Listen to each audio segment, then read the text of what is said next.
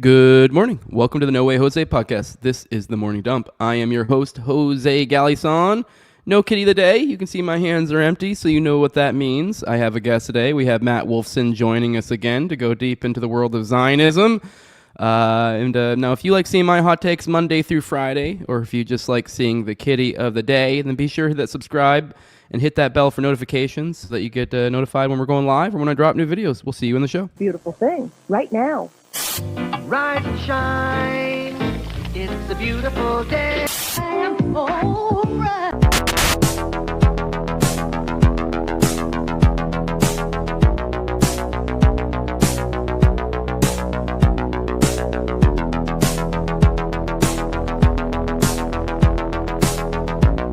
About a third of the building has been blown away. This is the bridge to white light.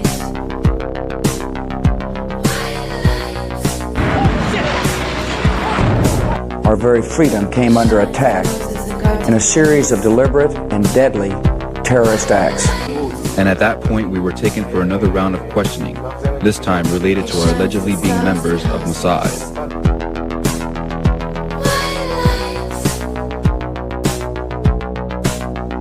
It's crazy evil.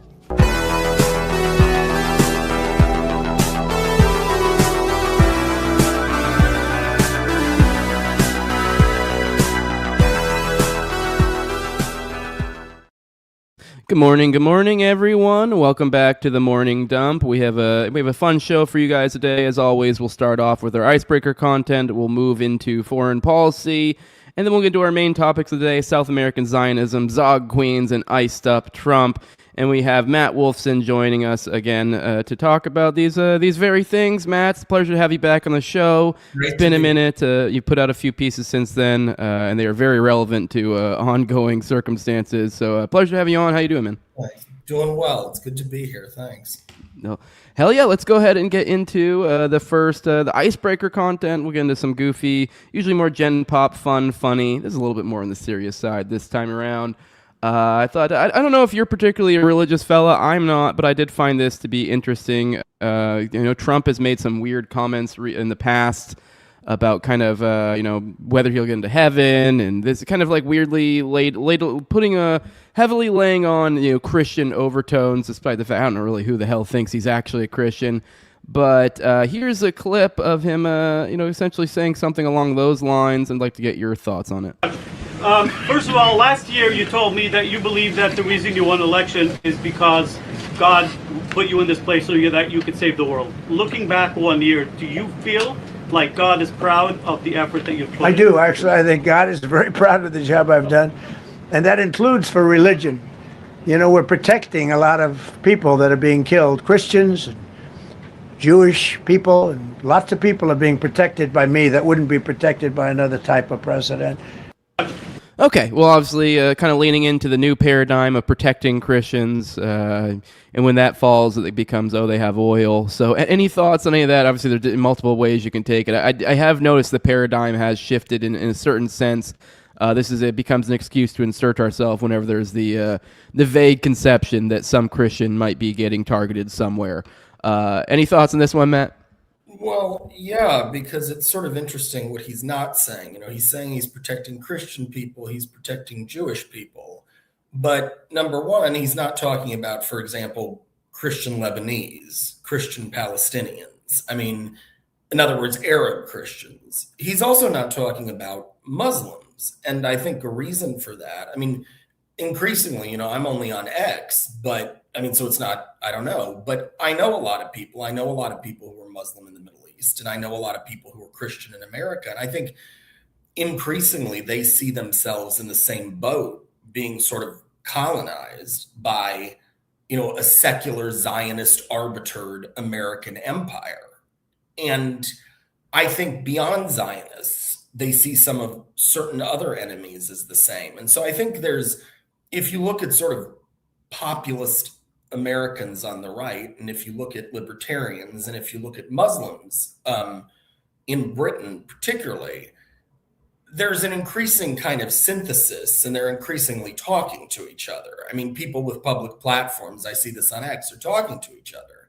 And So I do think there's a religious shift in Trump's term, but I don't think it's the one he's talking about. And I think it's in reaction to some of the things he's doing, because every intervention that we say we're going to make on behalf of Christians abroad in some way is tied to Israel and to Israel's geopolitical benefit and is pushed by Zionist operators. Those things that are happening to Christianity that we're ignoring, I mean, Christian Lebanese being bombed by Israel in South Lebanon, Nazareth and the incursions on and destructions of sacred or semi-sacred Christian sites in, regions lived in by Palestinians, by Israel, those aren't making the front page. And neither is, and I think just interestingly, neither is this growing sort of Christian Muslim, right-wing Christian, right-wing Muslim alliance that I first saw in 2022 over sort of liberal stuff in the schools.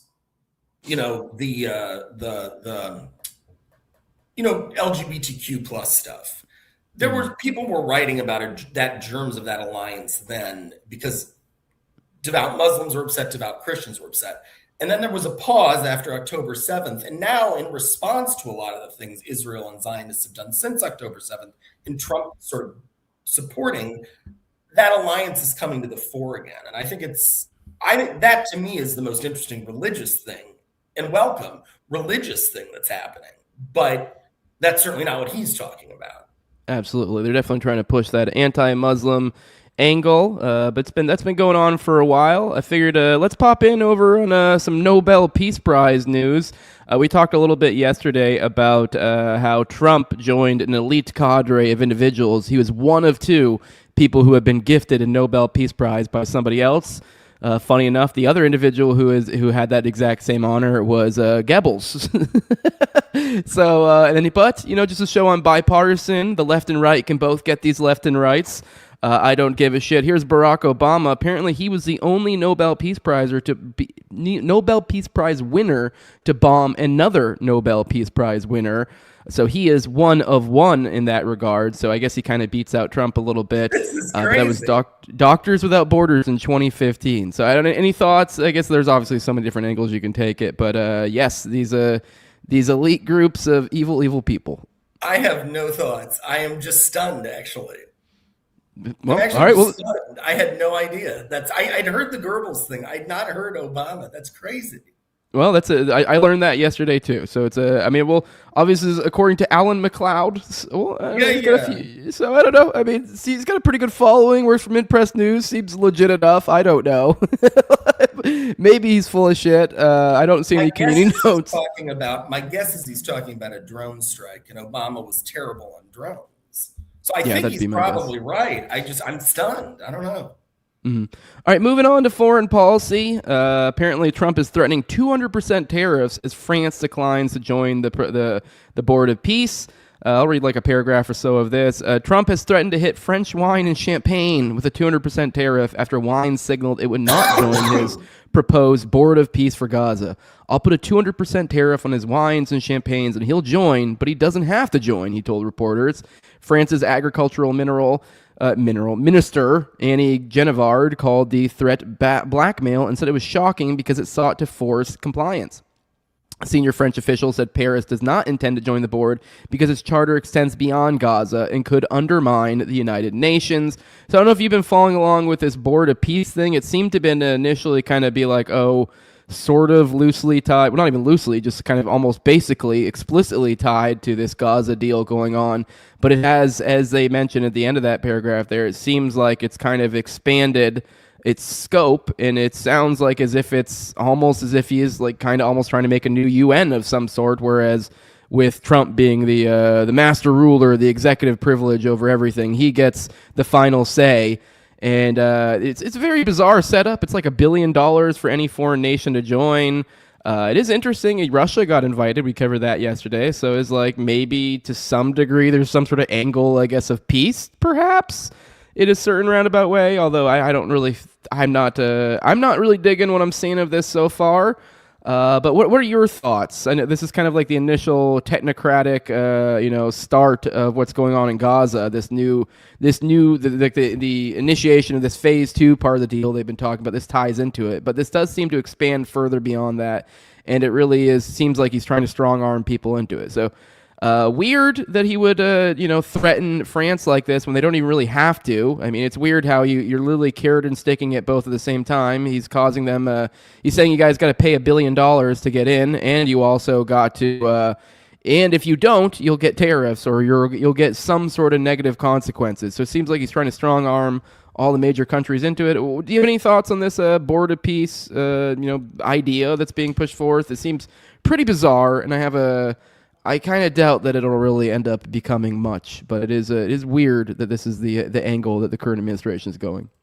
Well, I reported on this about a year ago. I mean, in the beginning of February 2025, when Trump originally released his raise and rebuild plan for Gaza. And that plan was off a Zionist operative at GW and Joseph Pelsman, who did it implicitly off the urging of Jared Kushner in 2024, got an audience via Kushner in Trump circles. And then Trump proposed something that was similar to what Pelsman had proposed. And Pelsman has been an Israeli operator. I mean, he's a Zionist American. He's been an operator in Washington since the 80s, forging closer ties between the nations. And he's worked for places like the World Bank. I mean, he's consulted, if you look at his CV, for the World Bank, the IMF, etc.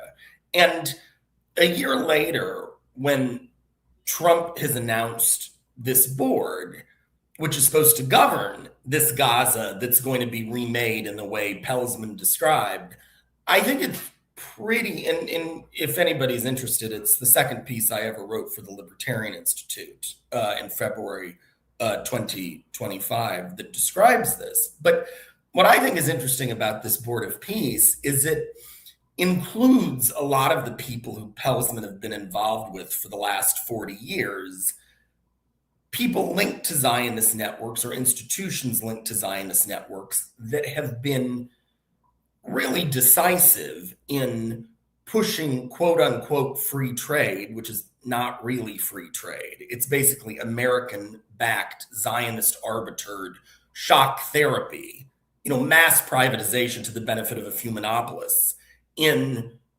Eastern Europe, in Yugoslavia, in the former Yugoslavia, in Latin America. And a lot of the people on this board, so Tony Blair is the obvious one, but also the president of the World Bank, which is a heavily Zionist-influenced institution.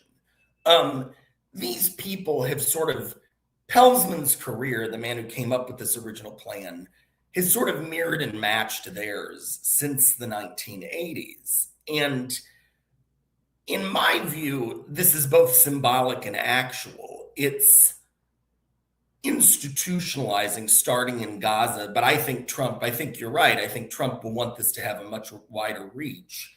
It's institutionalizing a American imperial Zionist arbitered set of international institutions to develop the Middle East, Latin America, etc., along lines that will benefit, the American corporations that are tied to Trump. So having reported on this, I'm very surprised. Like, it seems too on the nose. I thought this would be much more subtle. But I mean, Trump, in all seriousness, he doesn't do subtle. And Peggy Noonan in the Wall Street Journal, Reagan's former speechwriter, says, I think we're going to remember him in 100 years the way my generation remembered Napoleon growing up. And I thought it was an interesting comment because I think he probably, with the Jesus Christ comment, I think he probably sees himself that way. I think he wants to remake the world order. Now, whether he's remaking the world order or just turbocharging a bunch of things that have been happening for the last 40 years, I think it's the second one. But, I'm sure he doesn't see it that way. A reforging of the new order seems to be the perfect segue into the next article here. Apparently, Danish MP warns U.S. takeover of Greenland will start a war. Amid threats from Trump to take over Greenland, a Danish politician said that if the U.S. seized the colony, a war would break out. By the way, this is being written by Kyle Anzalone over at antiwar.com. You guys know where I source this foreign policy stuff from. Danish MP Rasmus Jarlov said that if the U.S. military invades Greenland, it would be a war, and we would be fighting against each other. There's no threat, there's no hostility, there's no need, because the Americans already have access to Greenland, both militarily and in all other ways.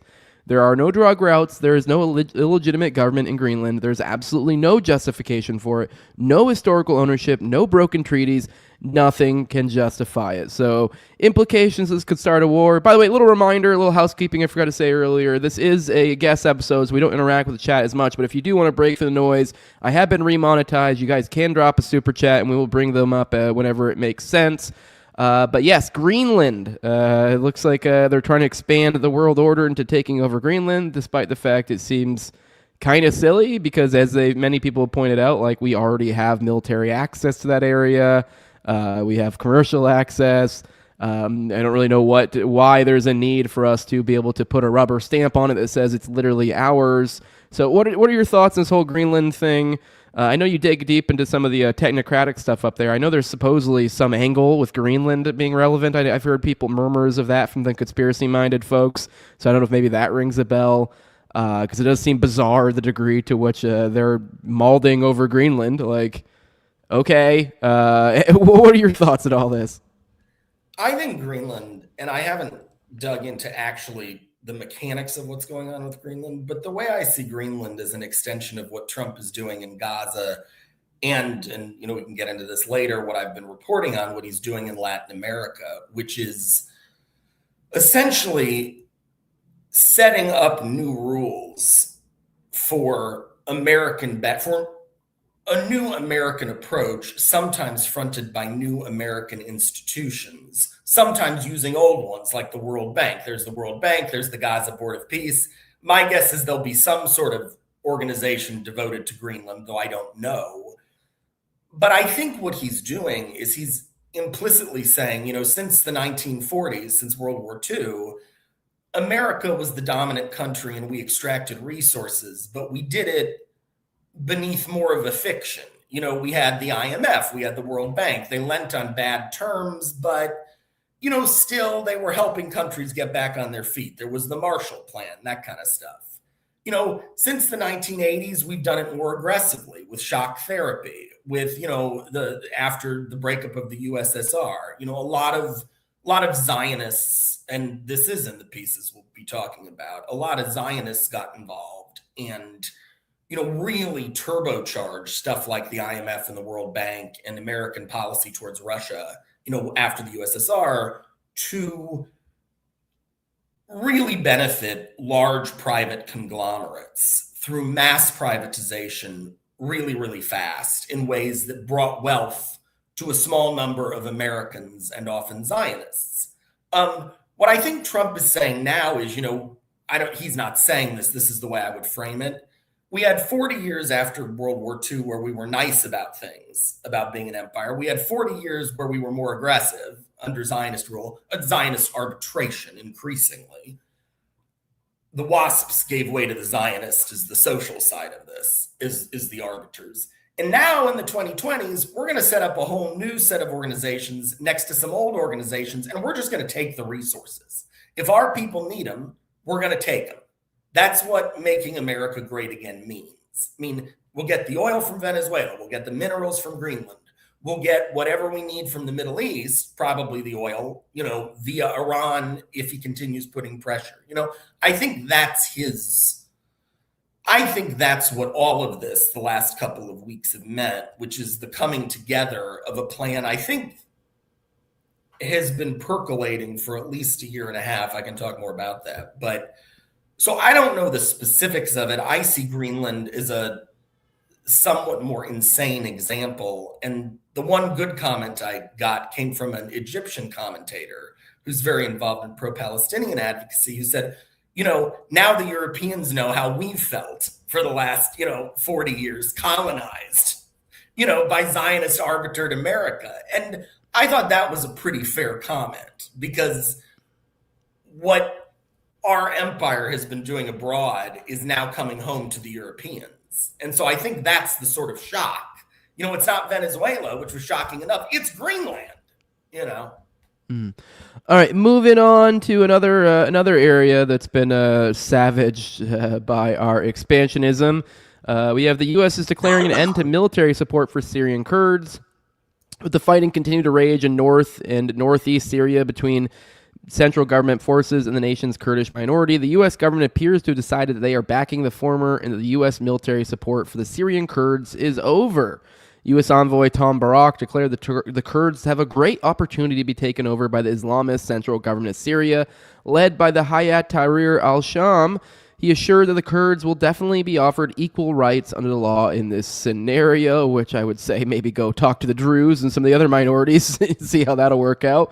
In many ways, Barak's comments were less about why they are no longer backing the Kurds and why they did in the past, saying at one point in the fight against ISIS, the U.S. didn't consider the Assad government a viable partner, so they backed the Kurds instead. Now with the U.S. seeing HTS as aligned with their interests, that's no longer the case, so they'll be backing HTS instead. I mean, I guess I would say I'm glad they're not giving money to the Kurds anymore, but I mean, they're probably still giving money to Syria anyways. So, but yeah, any thoughts on this? Obviously, you can kind of take it wherever you want. This is more just, hey, we're spending a little less money, I guess, in Syria now. We're at least not giving it to the Kurds, despite the fact, what was it, like a decade ago, or hell, it was like every 5 years we hear like some foreign policy. Oh no, the Kurds! Oh no, you can't do that because the Kurds! And now we're doing it. We're dropping them like a hot sack of potatoes. That way they can be absorbed into Al-Qaeda. So what are your thoughts on this? I used to do work in a different life where I worked with Zionists. I did actually some work on the Kurds. And you're right. I mean, you put it perfectly. It's every couple of years, and this started in the 90s with Saddam gassing the Kurds in Iraq, but and then it became a justification for us to go in 2003, from a bunch of Zionist neocons, and then in Syria in 2013 with Assad, it became a thing. And then 2015 with our work with Iran. And they always, I have not followed this actually. This is terrible because there are a whole group of people, and they've had a very difficult time. I think I'm curded out just in the sense where when I look at it, I think this is another manipulation we're using. Likely, though not always, in conjunction with Israel. We've used the Kurds when Obama was trying to get the Iran deal in 2014, 2015. We used some of the Kurds in a way that was supposed to make us closer to Iran. I mean, it's tragic. I mean, the reason I feel bad about saying curded out is, these are people who are being constantly manipulated, and they're different groups keep coming to us for help or not help, or they think we'll give them something. And, empire only serves empire. It's not like we're watching. We don't know what this is about. There are, 5 people in various positions at the Defense Department and state and the National Security Council. And they are manipulating them. And this has happened to a lot of groups who try to work with us. It's happened to the Cubans. It's happened, as we're seing, with Maria Corina Machado, the opposition leader in Venezuela, who gave Trump her Nobel Peace Prize. It's happening with her. He used her justification to go into Venezuela, but he's not giving her power because it's a resource play. So, to me, it's a bigger example of the peril of working with any empire. This happened with the British and the German empires. And now it's happening. It happened when we were arbitered by WASPs as American empire after the 40s, with Cubans beginning in the 60s, actually. We treated them really terribly. And now it's happening with Zionists. So, with Zionist arbitered empire in the Middle East. So, it's tragic, and it's completely, as you say, circular. I think that's probably why I'm avoiding reading about it. But I'm sorry. Yeah, I'm just glad we're not giving them money anymore. Although, let's be real, that money's probably just going to Syria now instead. But you mentioned Zionists, and that's going to be a main theme of today. Let's scoot on over to there.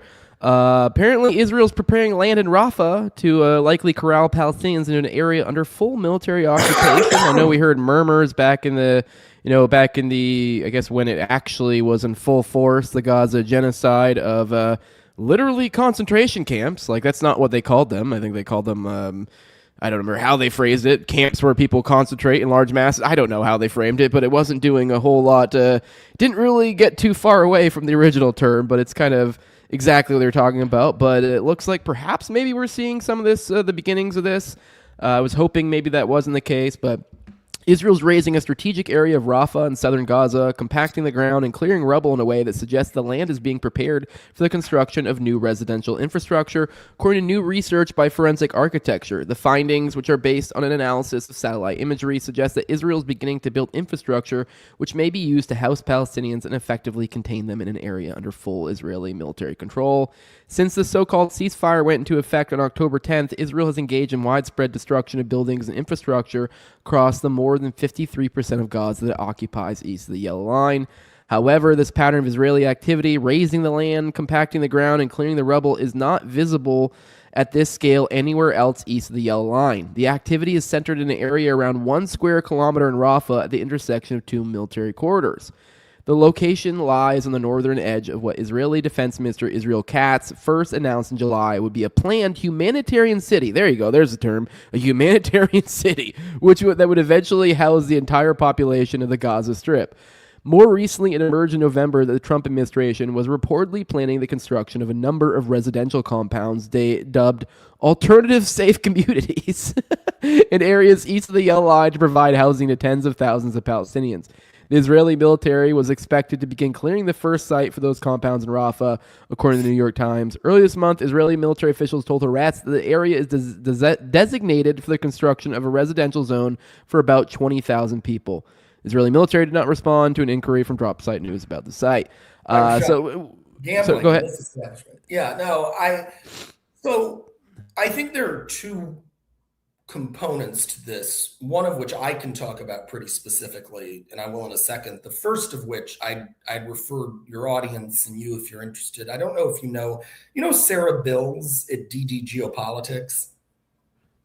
Yeah, I've seen that account, the DDG. I don't really know much about her aside from the Twitter account, but yeah. If you go on her Substack, or I can just send it to you or put it in the chat at the end, she had some really good stuff in about June of last year about the humanitarian labels that Israel was starting to use in conjunction with UN-backed organizations that weren't really UN-backed organizations, but were sort of UN-backed organizations to corral the Palestinians. And she had one or two pieces that were just, I thought, great about, she's former military, like you, I think.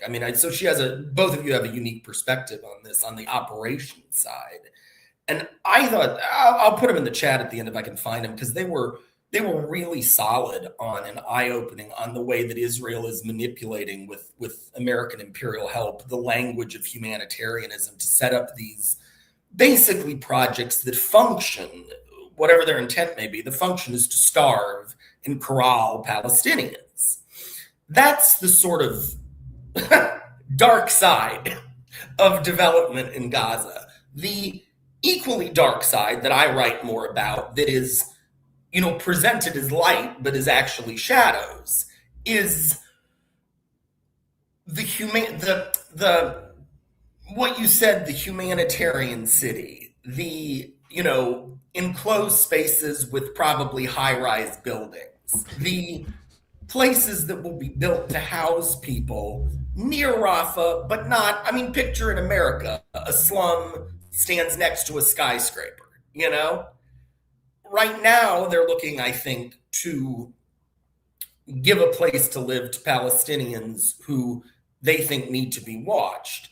I think at the same time, they're going to start probably clearing spaces to build skyscrapers and, apartment houses for the development workers who will come in and will be in charge of putting the plan I wrote about last year, February 2025, putting that plan into Joseph Pelsman's plan, the Zionist operators plan, into action, which is essentially, to boil it down, to make Palestine, to make Gaza into a modern day, into Singapore. No democracy, corporations run it. There's an education system that's imported from abroad. Most of the people who live there are upper middle class, white collar workers servicing corporations involved in oil extraction or, the construction of new green developments, which are very big in the Middle East, in Israel-backed green developments in Saudi Arabia and the UAE and now Gaza, with Palestinians essentially relegated to either being evicted, put in de facto camps, or, working for the equivalent of like a DoorDash worker or an Uber driver, so pacifying the place by bringing in development, eventually it'll be Gaza on the Riviera was the line for it. Pacifying the places by bringing in development, corralling resistance groups or groups that might show resistance, and then pacifying those inhabitants that can be induced by getting them into low-wage service work. That's my guess for what will happen. And if the inhabitants can't be induced, they'll do what they do in Saudi Arabia with these type of cities, which are being constructed with Zionist backing. They will bring in immigrants. They will bring in essentially undocumented, Bangladeshi and Kenyan immigrants who work for below a living wage. And they'll just do that in Gaza too and displace the Palestinians somewhere. So that's the dark side of development. I mean, the truly dark side is the concentration camp, the de facto. The justification for it will be these gleaming skyscrapers that will make Gaza resemble Abu Dhabi and that Zionist operators have been cooking up for 2 years, these plans. Mm-hmm. End up being an inversion of the United States, where we have all the immigrants and the poors, essentially doing DoorDash and stuff like that. And then you have a lot of the people from around here that are have normal jobs. So they'll have the inverse of the people from there will be working DoorDash, and they'll have the immigrants. Obviously the first world immigrants will be the ones coming over there, getting living in the high rises and all that stuff. All right, let's move on over to Russia, just to remind you guys that that's still happening. That's still a thing. He didn't end that war. It's still going. Apparently, there was a large Russian drone missile attacks that caused power outages in Kiev. Apparently, the Monday's night attack involved over 300 drones and missiles. The mayor of Kiev said the attack left 5,600 apartments without heat. So I don't really have any thoughts specifically on this specific attack, but just more the idea that it's still going on. I mean, I don't know. I don't expect it ending anytime soon. But do you have any thoughts in the larger? I'm more or less just giving an update of what's going on. Sure. It's still dragging on. Well, my only thought is that I think it is allowing it to drag on in the way it is, which is Russia given a completely free hand, is what Trump is doing. I think for two reasons. I think one reason is that he wants to be left alone to deal with Latin America however he sees fit. And the implicit quid pro quo, I think, as he sees it, is that also matches with his view of spheres of influence, is let the Chinese take Taiwan, let Russia take Ukraine. I think he's leaving them Putin alone, because he wants to be left alone and not be interfered with or condemned when he's doing his things. And that's, in his view, a quid pro quo. And I think he lines up with his view of the way the world should work. Russia, China, America/Israel, dividing everything between them. The other thing I think is,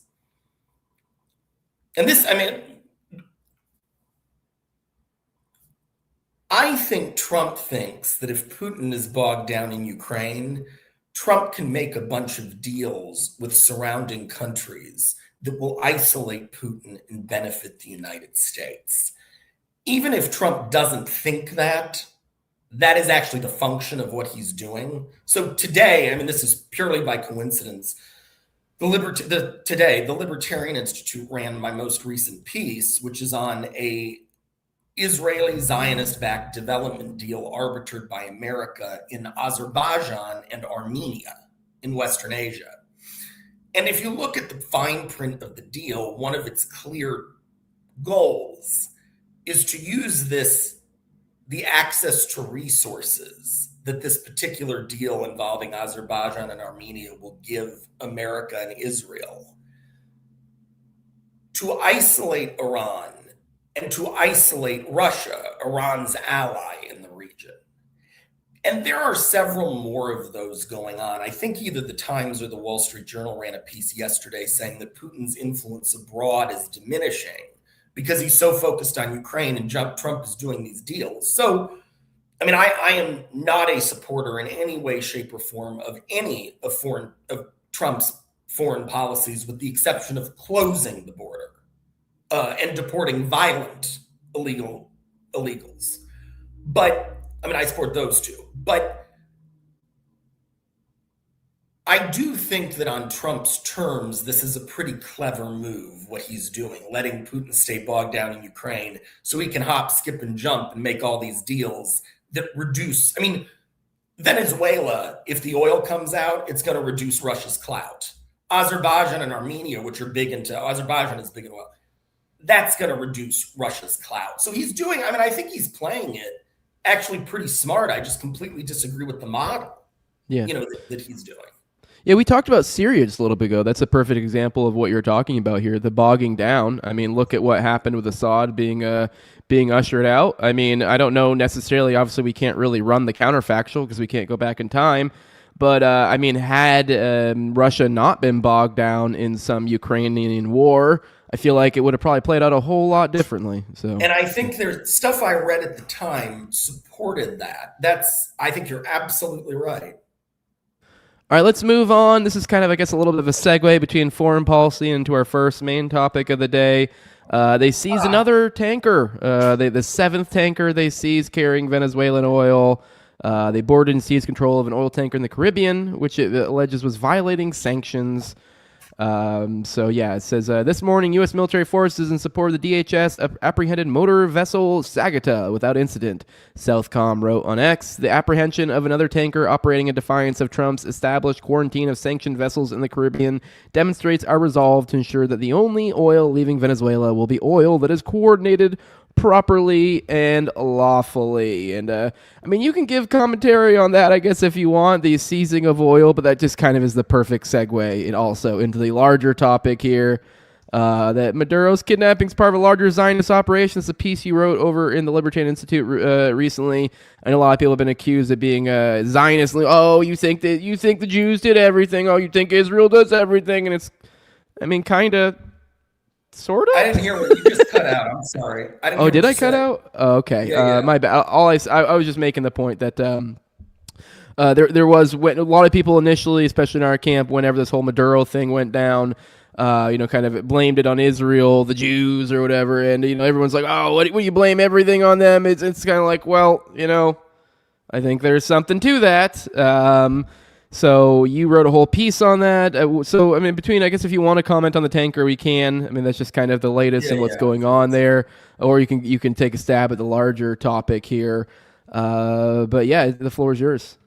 Thanks. If you don't mind, I'm going to send you in a private chat, because I can't get on the general one, a link to the piece I referenced that I wrote about Gaza last year.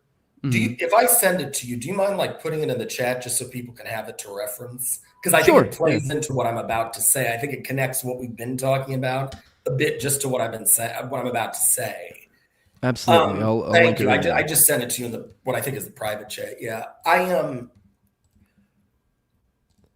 I started writing this piece, which is pretty lengthy. It's 4,000 words. God bless the Libertarian Institute and Hunter Durensis and Scott Horton for running it. And I started writing this at the beginning of December, because long before they kidnapped Maduro, because I had become really disturbed about signs that I thought that the type of top-down authoritarian development that was going on in the Middle East, in places like Gaza that I laid out and that we just talked about, with Gaza as, this raise and rebuild project of high rises and indigenous people either, evicted or made to serve, incoming corporate workers. I thought that was coming to Latin America. And the reason I thought it was because in August of 2025, Argentina and Israel, Javier Milei, the president of Argentina, who is backed in a big way by the Trump administration, and Israel, with whom Milei is a deep ally, signed something called the Isaac Accords. And the Isaac Accords are explicitly modeled after the Abraham Accords in the Middle East, which was the 2020 normalization deal signed between the Saudis and the Emiratis and Bahrain, the Gulf states, and Israel, that essentially said, it was brokered by Jared Kushner. And it basically said, look, the last 20 years, everybody's told Israel that if you don't make peace with the Palestinians and give them your own state, the Gulf states won't normalize with you. Well, no, we'll normalize with you now. We're the Gulf states. In exchange for your investment, in exchange for American friendliness, we will normalize relations with you, and we'll start, involving each other in energy projects and in urban development projects, et cetera, et cetera. The Isaac Accords, which started in 2025, is explicitly modeled on that. And the point is to use Israeli technology to develop many of Argentina's neighbors along the lines that Israel is doing in places like Gaza or plans to do in the Middle East. What alarmed me about it is, first of all, I know what some of these developments are. You had done the shorthand for these quasi-concentration camps are humanitarian cities, you'd said. The shorthand for the gleaming skyscrapers that will be next to these concentration camps are smart cities. And really what they are, this is a term, if you look in both the academic literature, but also in like Reuters or the New York Post even, this is becoming a pretty common term where cities that use technology and digital, communication systems and digital identification systems to quote unquote help their residents are actually surveillance cities. And in places like Azerbaijan, under this new deal that Trump via Israel has worked out with Azerbaijan's authoritarian regime, they're constructing smart cities, smart villages, things where, they're building apartment buildings that would look pretty ugly, but we'd be used to them, like suburban apartment buildings that would not be out of place somewhere in America, for people who have cows and farm. And they're telling them, well, you can't have your cows or farm anymore. You have to move here. And your health information will be accessible to the central government via digital this and that. It's the piece I wrote today actually lays out some of this stuff. They're doing it in Azerbaijan. They're doing it in Saudi Arabia. They're planning to do it in Gaza. And now they're doing it in Latin America. And what weirded me out is, look, I'm against Israel anyway, because I think I know what they represent. But it's one thing for Israel to do that in a region where, they exist. It's the Jewish state. There are a lot of Jewish people there.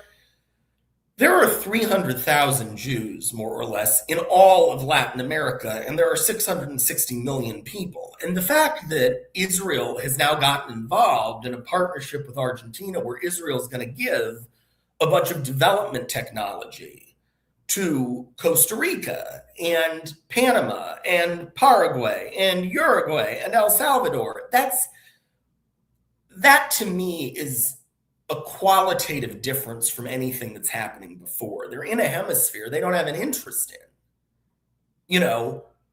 They think they have an interest in it, but it's very hard to argue, and there are arguments for it. It's very hard to argue they have an interest in it in an immediate, life-threatening, proximate way. But they came in, and they're doing this, and what my piece was about is the long networks of 40 years of Zionist infiltration in American ruling institutions that allowed them to do this. And it's a lot of the same thing, get into the economics departments and then push shock therapy, and development that ends up at the hands of a shock therapy guy like Pelzman, who came up with the Gaza plan, in this raise and rebuild monstrosity where you have slums on one hand and surveillance skyscrapers on the other. That's what the peace traces. this 40-year Zionist infiltration and expansion of influence that has allowed them to make the Isaac Accords into reality. The Maduro kidnapping, which happened, like, I was almost going to send the piece in, and then 2 days before this happened, it really reinforced my larger argument, which is that, in the Middle East, the reason Israel's trying to get America to take a baseball bat to Iran is the stopgap from these development projects. I mean, most Muslims don't want them. Iran is the representative of anti-imperial Muslims who don't want development, Muslims who want America out of the region. And that is most Muslims. I mean, if you look at the scholarly literature, if you look at people who know this, most Muslims don't want it. Iran is sort of their champion. Venezuela was the champion in Latin America and of many people who didn't want Zionist or American development.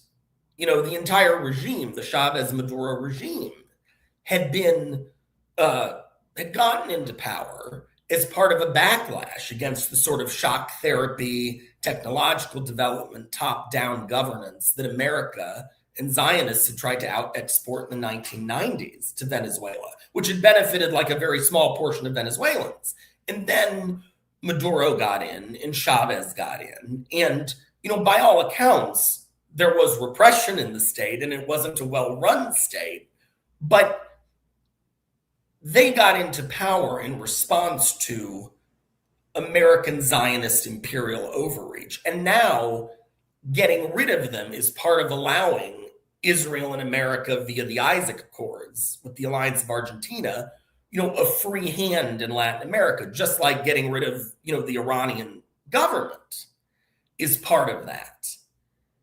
And to me, what's so astonishing here is, it's a very tricky debate because, and then I follow it pretty closely on Twitter, you basically have, three different groups. One group are, all of the imperialists saying Iran is a terrible regime, Venezuela is a terrible regime. And then you have sort of the both-siders, liberals, well, yes, Iran is a terrible regime, but let's be cautious. And then you have, actually, I guess there are four categories. And then you have people who are basically saying, I think Israel's the big problem here. We shouldn't be involved. And then you have, and a lot of them are sort of libertarians, some of the left.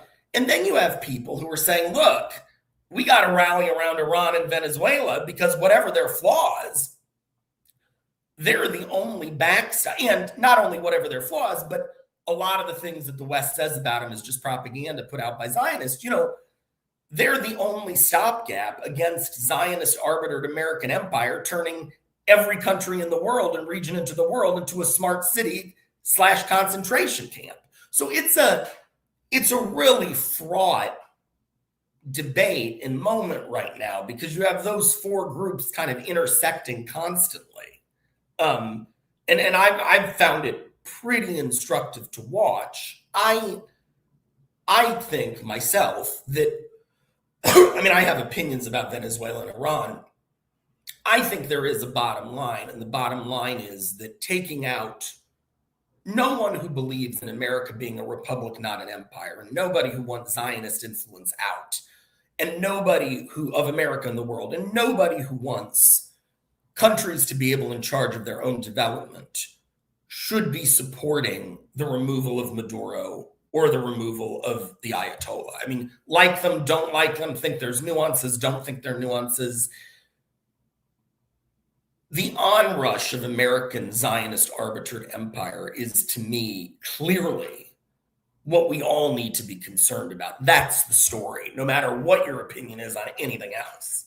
So, I think, sorry, that was a very long answer, but I think in the broad sense, that sort of covers Israeli development in Latin America, how the Maduro kidnapping and the aggression against Iran plays in, and sort of the responses we're seeing from all sorts of different people. Yeah, one question I have is, obviously you write for the Libertarian Institute. I'm a noted libertarian, I think, in some ways. Milei, you mentioned him in passing. He's a big component of the South American takeover of Zionism. I know I was, once again to this, the Jews. Like, I was one of those people, kind of on this theme of the people that jump to, there's Israel related to this, and then everyone kind of looks down on you like, oh my God, how can you're blaming Israel for everything? I had a similar thought when Malay took over, kind of like once I started seeing the hints of his Zionist, Zionist affinity that a lot of people tried to obfuscate as if it wasn't a big deal, and I was kind of like, ugh. And if anything, I was kind of soured on him, kind of like, I don't know. And, kind of the libertarian world at large kind of clapped like seals, said, this guy's great. Oh, he's a libertarian.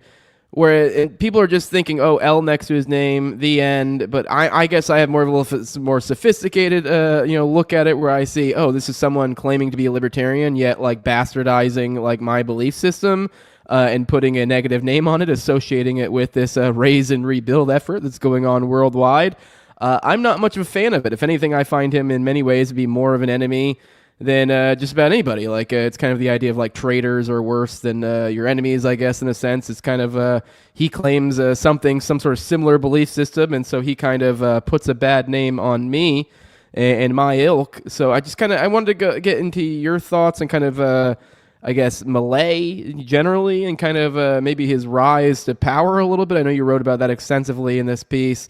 It's no. I think it'll be no surprise to my audience. He had a little bit of a Zionist backing working his way up through there. So I don't know. Kind of take it wherever you want. But I do, obviously, for my audience, I think they might find that pretty interesting. I think first of all, and I've noticed this with you, and I'm finishing a piece right now that I think I'm going to send to you. When it gets published on JD Vance, because I think you.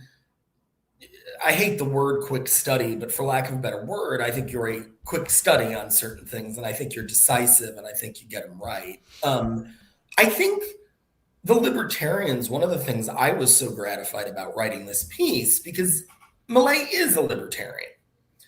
I think, and if you look at his work, he is actually genuinely a libertarian, right? Like, he's not, I don't know how to say this. He's not a false believer. I mean, the man is a true believer in what he talks about. And, the signposts he holds up are, libertarian thought of the 70s and 80s when it comes to economics. And so, when I entered into this, writing about it, I was aware of this. And what was really gratifying is, first of all, that the libertarians were very interested in me doing it, the Libertarian Institute, Scott and Hunter. Secondly, that a lot of my argument, if you read the piece, is built on 3 Libertarian Institute contributors, Ted Galen Carpenter, Scott Horton, and Thomas Edlum, who, take a version of what you've laid out in a different angle, which is very much like, libertarianism is a set of principles, and we don't like socialists, and we don't like billionaires, and we like privatization. But when those principles are being used to justify imperial expansion in Latin America and shock therapy of the kind that empowers Zionists, and billionaires using philanthropy to empower Javier Milei, and in fact induce Javier Milei to come over to Zionism, well, we don't like that so much. Like, libertarians are as libertarians do. I was I wasn't surprised, but being able to build on the work of libertarian thinkers who are principled and who could give a roadmap for some of what I was doing, and all of them were at the Institute, by the way, was a really nice thing to be able to do for me. It also led me to realize something, which is that Malay has stepped into the world of Zionism for the reason a lot of people step into the world of Zionism. He's a true believer in what he cares about, and he thinks Zionists will help. I mean, it's like the Kurds with American Empire, We're true believers in our freedom. Will you help? Well, no, they never do. It's like Maria Corina Machado, Well, I'm a true believer, whatever you may think of her belief, in Venezuelan freedom. Can you help? Well, the empire never does. And if that's true of the empire, that's triply true of the Zionists who increasingly arbitrate it.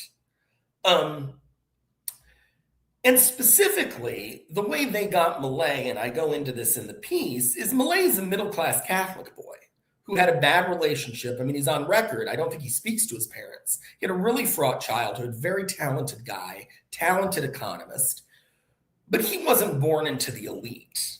And he was taken up, what really made him famous is when he was taken up by an Armenian Argentinian. I think he's the fourth richest man in Argentina. He's a billionaire off airports, Eduardo Yernekian. And Yernekian, by that point, owned some television channels and put Milei on to criticize the socialist government, the left-wing government.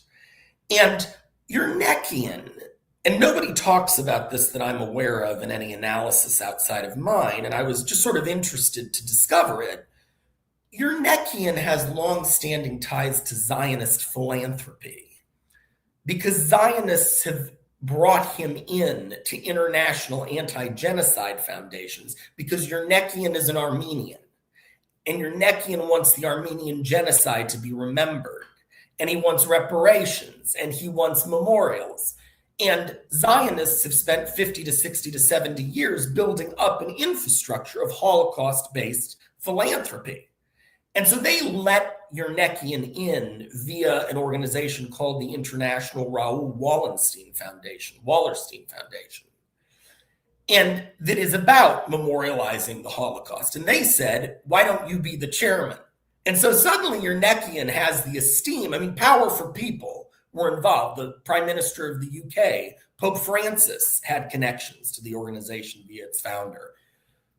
They brought in Yernekian because of his passion about his issue. You know, people know more about the Holocaust than the Armenian genocide. By becoming chairman of this Holocaust-based foundation, he's able to spread the word about the genocide. Yernekian became very close to Argentinian Jewish elites. Almost all Argentinian Jewish elites are Zionists. It's not like here even. They're almost all Zionists. And he was the one who gave Milei his boost. By the time Milei ran for president, I mean, it's documented that Yernekian is the reason Milei started to mix in the circles that you need support from when you run for president. So he already had a good sense about elite Argentinian Jews who were Zionists. His main advisor, who joined him on his campaign and was his chief advisor until mid this year, Damian Riddell, was trained at Harvard by Zionist economists who were very close to the shock therapy guys, Lawrence Summers, Pelsman, who have been colonizing foreign countries in the name of the quote unquote free market for ages, Against that backdrop of your main backer being an ardent Zionist and your chief economics advisor and friend being an ardent Zionist, Milei experienced in 2021 a conversion at the hands of a Jewish Zionist rabbi who's now his ambassador to Israel, who proposed the Isaac Accords. And you can say whatever you want about it. I mean, I'm not one to judge someone's sincerity or not, but I think there were a lot of pieces that were already in place when Milei had a very publicized quasi-conversion to Judaism after a session with this rabbi who more or less told him he was chosen by God, much as Trump thinks, etc. And Milei's elected in 2023. He gets an enormous amount of support from powerful American Zionists, which I go into in the piece. And then in 2025, a Zionist philanthropy called the Genesis Foundation, which is part of a group founded by 3 Russian Zionist oligarchs, Jewish Zionist oligarchs, who made their pile off the shock therapy that Pelsman and Summers and the Zios were doing in Russia in the 1990s. They were some of the oligarchs who got rich fast off connections. They founded this prize foundation to award $1 million a year to anybody who lives, any successful person who lives their life on Jewish values, and they choose somebody different each year. And the selection committee is almost entirely made up of Israeli chief justices, prime ministers, and parliamentarians. And, since 2014, they've given this to Michael Bloomberg, they've given this to Barbara Streisand, they've given this to Gal Gadot. In 2025, they give it to Milei. That's last January.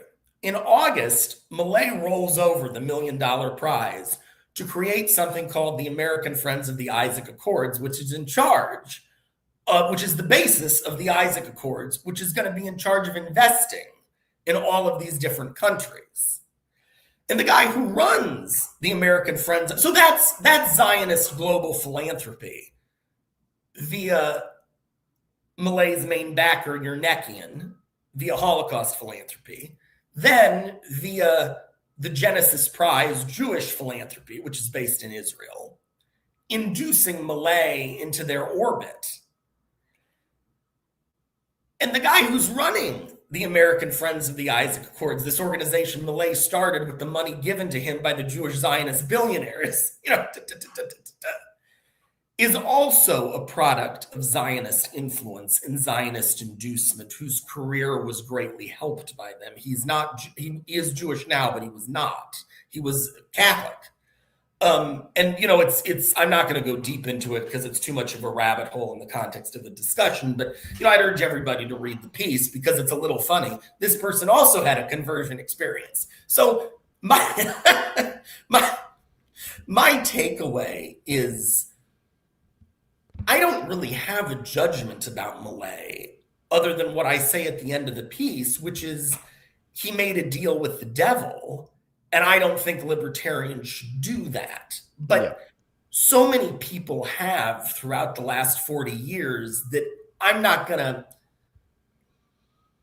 don't feel empowered to sit in judgment on a middle-class Argentinian Catholic guy who thought this was going to help him. Now, maybe I'm wrong. I mean, I'm like, to be honest, I'm criticized all the time for not being, like, by friends, hey, you're not taking a hard enough line. So I'm not arbitering that. That is just my impression from doing this report. And I think it's also knowing Zionists in New York. I mean, we talked a little about this last time. They play off people's insecurities, which is to say the insecurities of their background.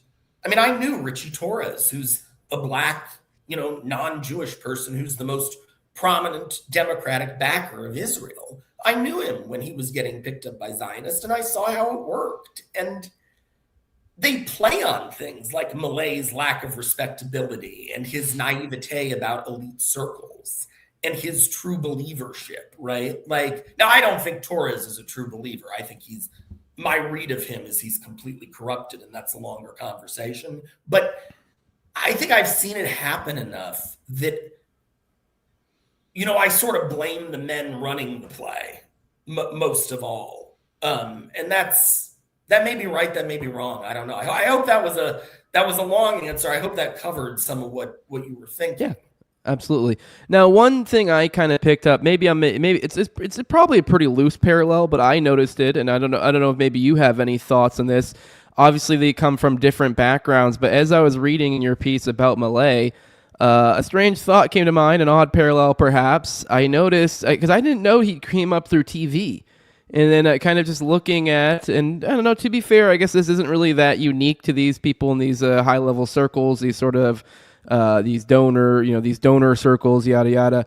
But I don't know. I mean, Tucker Carlson, I was like, I felt like I noticed a parallel there. Obviously, I know most people these days kind of note him as being like anti-Zionist, but I think Fuentes actually has him pretty well pegged. If you've ever checked any of his analysis on, not that I'm a groiper or anything, but he's the one I've noted that I noticed this from before, where he's kind of almost a third positionist, is my opinion, when it comes to somebody like a Tucker, that it's not necessarily, and if you listen to him closely, he doesn't fully ever go full like anti-war or anything. And he did have Cernovich on his podcast right after this Venezuela stuff popped off, and the way I didn't watch the show, I know other people did. He kind of played the kind of playing both sides type thing. But let's be real, he's kind of setting up a dunk, tossing up a dunk for somebody in that very moment. Not that I think really Cerno really dunked. He had to get like a trampoline to get up there. But either way, point being, is kind of setting him up for the moment. It kind of felt like that he feels like a third positionist in the sense that like he. And a lot of people make allusions to his background, perhaps still being CIA or something like that, and the idea that the current doctrine or one of the doctrines of some CIA members is the idea of yes, they do want to have relationships with Israel, but they do not want to let them dominate their foreign policy. Whereas the idea is more to have them be a satellite nation over there in that hemisphere, in that general area, to where they kind of, there are proxies over there and we're taking care of other stuff elsewhere, as opposed to being this all-encompassing, getting bogged down in the Middle East. Essentially what we're seeing now, this current situation where we're kind of this whole new Don Roe doctrine type stuff. So maybe I'm reaching here, but I'm kind of curious if you notice anything like that. Maybe you're not as skeptical as somebody like a Tucker as I am. Given some of his background, his dad being like the Voice of America guy, some of his time was in Nicaragua back in his college days. There's some sketchy stuff about his background. Obviously, a little bit of a different background between the two. You pointed out Malay seemed to be kind of rags to riches, kind of got a donor type thing, whereas Tucker kind of was started as an elite. But it's very, very much I see parallels there. Am I reaching, or do you see parallels as well? Maybe there's nothing there, but I just thought that was interesting because it does feel like he's being ushered to prominence these days. Although, to be fair, a lot of times just being good on topic, so it might be completely organic. I don't know. Well, it did strike a chord, and I want to say two things because the second thing I want to say is to emphasize something you said because it put into context something I've been sort of loosely thinking about in the best way I've heard and in a way I hadn't thought about, which is leaving Tucker aside for a minute. Well, I'll just say it now. Your description of old wasps, essentially what you're talking about is old wasps. I mean, Tucker comes from, generally speaking, that background. Your description of old wasps' sort of view of Israel as a satellite nation, I think that's remarkably potent. And I think specifically of 1951, when David Ben-Gurion, the Prime Minister of Israel, and his first chief of the intelligence services went to meet with Alan Dulles and James Jesus Angleton at the CIA, at the newly, built CIA. And Alan Dulles and his brother John Foster, who was about to be Secretary of State, were descended from John Foster, who was the WASP Secretary of State who helped annex Hawaii in the 1890s. James Jesus Angleton was from a very cosmopolitan family of WASPs, went to Yale, etc. They were somewhat suspicious of Israel on the grounds of it being a little too socialist because of some of the people who settled there, and a little too Jewish because WASPs didn't like Jews particularly. What Ben-Gurion and the chief of intelligence sold them on is, look, we're going to be your satellite in the Middle East. We're not socialist in any real way. We're for liberal American empire, and we're going to be your guys against the Soviets. And I think that it's perfectly possible that new generations of people who identify like Tucker does see Israel that way, that they want to be, and there are the Voice of America connections, in other words, that's how they want to play this. They want Israel to be a satellite, I think that's perfectly possible. I don't know if it's true. And I don't have an opinion on Tucker. I have an opinion on Fuentes. And I think when it comes to Fuentes, you're right. I think Fuentes wants, and he's almost said this, he wants white American empire here, and he doesn't mind if the Israelis or whatever, as long as they're helping back us up. I think Tucker's a pretty complex thinker. I don't think Nick Fuentes is a very complex thinker. And so I'd hesitate. You may be right about Tucker. I don't know. I think I have some sense about what Fuentes is doing. And I do think that that's what he wants. And I think, and I'm writing about this now, and I don't want to talk about it more because I'm writing about it, but I do think that a key player to watch in this entire conversation is J.D. Vance, who I think he, in a way, lines up much more with Milei than what you're talking, than Tucker. Mm-hmm. Unlike Milei, Vance, I don't think, is a true believer. I don't think he's a true believer in an ideology or an economic system or philosophy. I think Milei has gotten, he's fallen trapped to, an old professor of mine once said, look at who your allies are before you ally with them, because they go into it for different reasons than you do. And that's what Milei didn't do, right? Vance comes from an even more impoverished background than Milei, and has been taken up by these networks some of these networks, much as Richie Torres has. And I don't want to say more because I actually am finishing a piece about this. And assuming this piece goes out, I actually, if you're interested, would love to come on and talk about it, because hell yeah. You were in my mind in part as I wrote it, because I'd seen some of your comments on Vance. I think Vance is someone to watch. And without criticizing him or not criticizing him on a personal level, I am not optimistic about what his role will be via a policy to Israel that I support.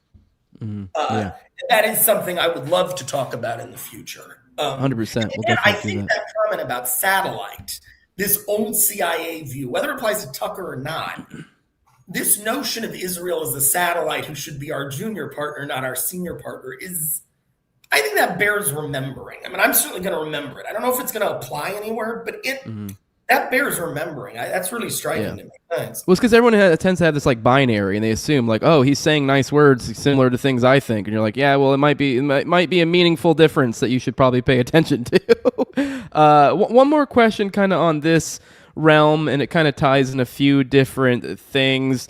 One of the initial auspices of the kidnapping of Maduro and this whole Venezuela adventurism was the drug war, and they supposedly were involved in drug. Now, ironically, we have, if you do take a snapshot of South America, you look around, you see there's all sorts of narco states, and ironically, some of the worst narco states are actually our allies, and actually have some bizarre alliances with Israel as well. Not that I'm I'm actually playing catch up when it comes to South America, because hasn't been a big. Yeah, we all are.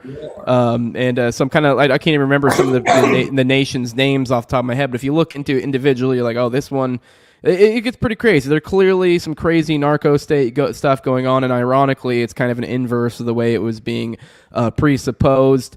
I also find it, maybe a little bit of a loose connection here, but maybe to the Rubios of the world. I don't know if you've ever heard that apparently I believe it was his brother-in-law was the number 2 for some huge cartel that got busted back the day. So I've heard it. I don't know. There's also a lot of other weird stuff in his background. So there's these narco terrorism backdrops, and then we just ousted Maduro, and I find it funny. Ken Silva over at Headline USA.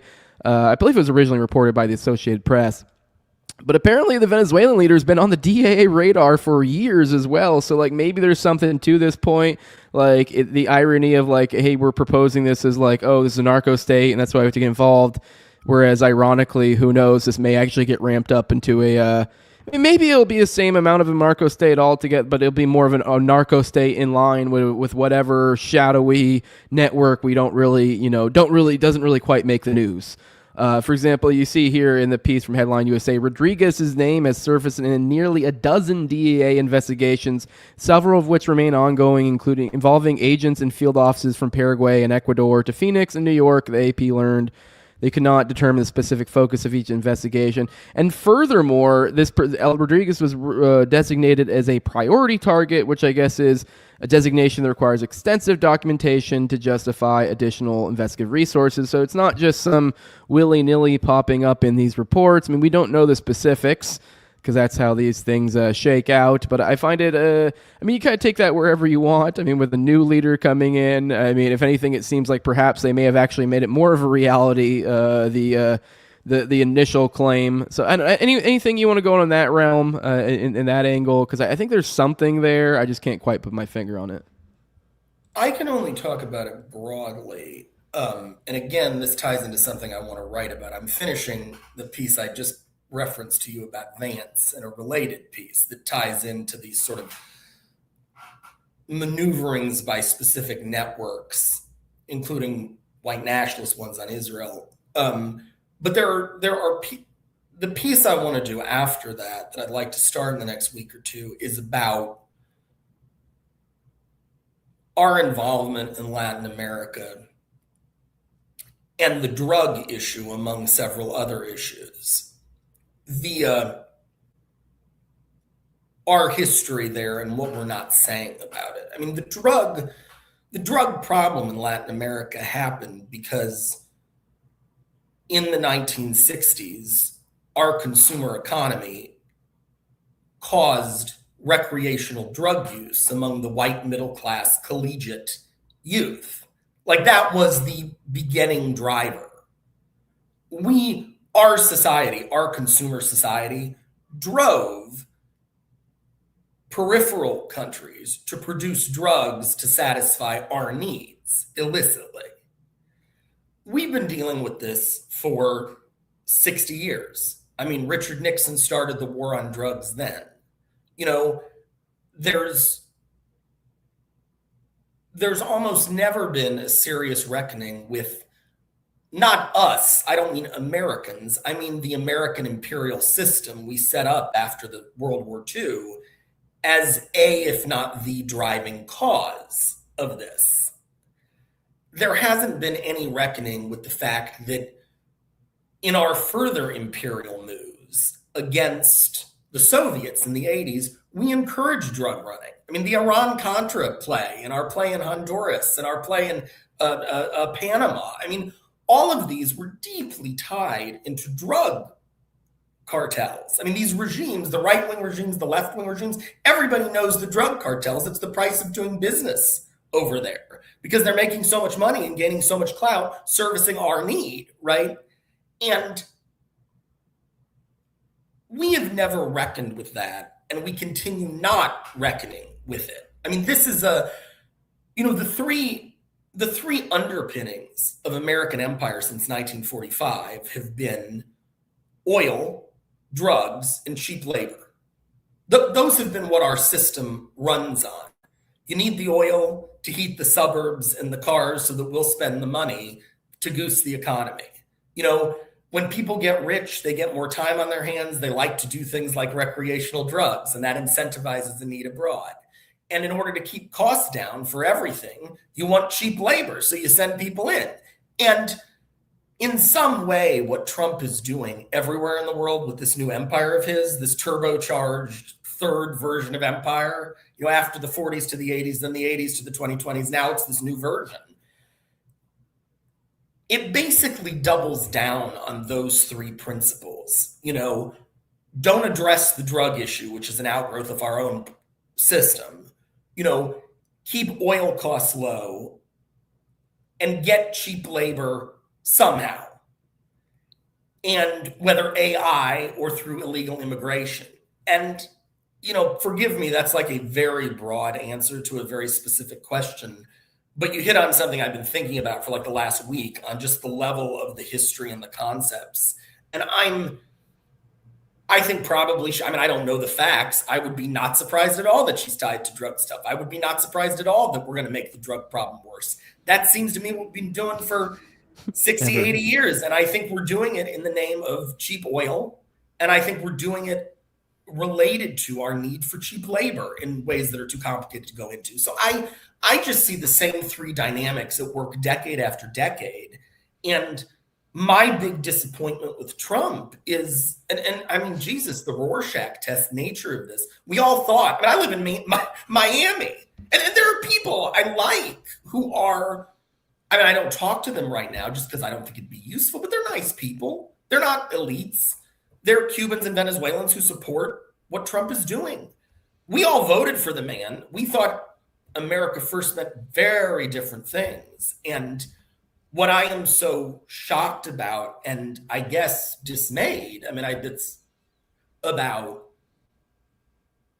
is that instead of doing anything to reduce our empire, he's just rearranging it in ever more extreme ways. And I think this issue of drugs, that is not a problem that's going to go away the way that we're solving it, and never has. This has been, starting with Nixon, this has just been faceplant after faceplant, collateral damage, year after year after decade. So I am going to write about this in a more specific way, but I'm very disillusioned, disheartened, not surprised. I don't know. All right, let's move into our next segment, the ZOG Queens. To kind of start off this bit, I found this interaction between Dave Rubin and Candace Owens to be kind of the perfect lead-in for this topic. Here's Dave Rubin starting it off. He's quote tweeting here. I already watched this clip. It's not even really worth watching it. All this clip is from Insurrection Barbie, who is clearly some sort of bot account. Yeah. It's just some sort of playing clips of Charlie Kirk, and then going back and forth between clips of Charlie Kirk and then clips of Candace, him saying people being their brain being rotted about going after the Jews and Zionism or whatever, and then it kind of is in between. Then you have Candace kind of going hard on the Jews and Zionism, and then Dave Rubin quote tweeted, said, "I haven't said it publicly before, but it's finally worth mentioning. The last time I saw Candace at my house in 2022, all she talked about for an hour was how much she hated Charlie. I remember it vividly because the other two people she was ranting against that night were Ivanka and Jared, whom we had just met and had dinner with a few days before, and who couldn't have been kinder, more decent people. Yes, that is 100% true, and when she claims this didn't happen or it's a Zionist lie, ask her if she enjoyed the chicken parm." Ooh. Now her response here is where it kind of ties more into our topic here. So this is completely and utterly made up, LOL. Sheer fiction. You guys are so positively desperate to rewrite Charlie's history that we are moving to fantasy. But since the internet is now interested, if it's cool, I'd like to now share the story about why I decided to stop being friends with you after you bizarrely opened up to me about how you hired a young Christian male who used to work on my show at PragerU.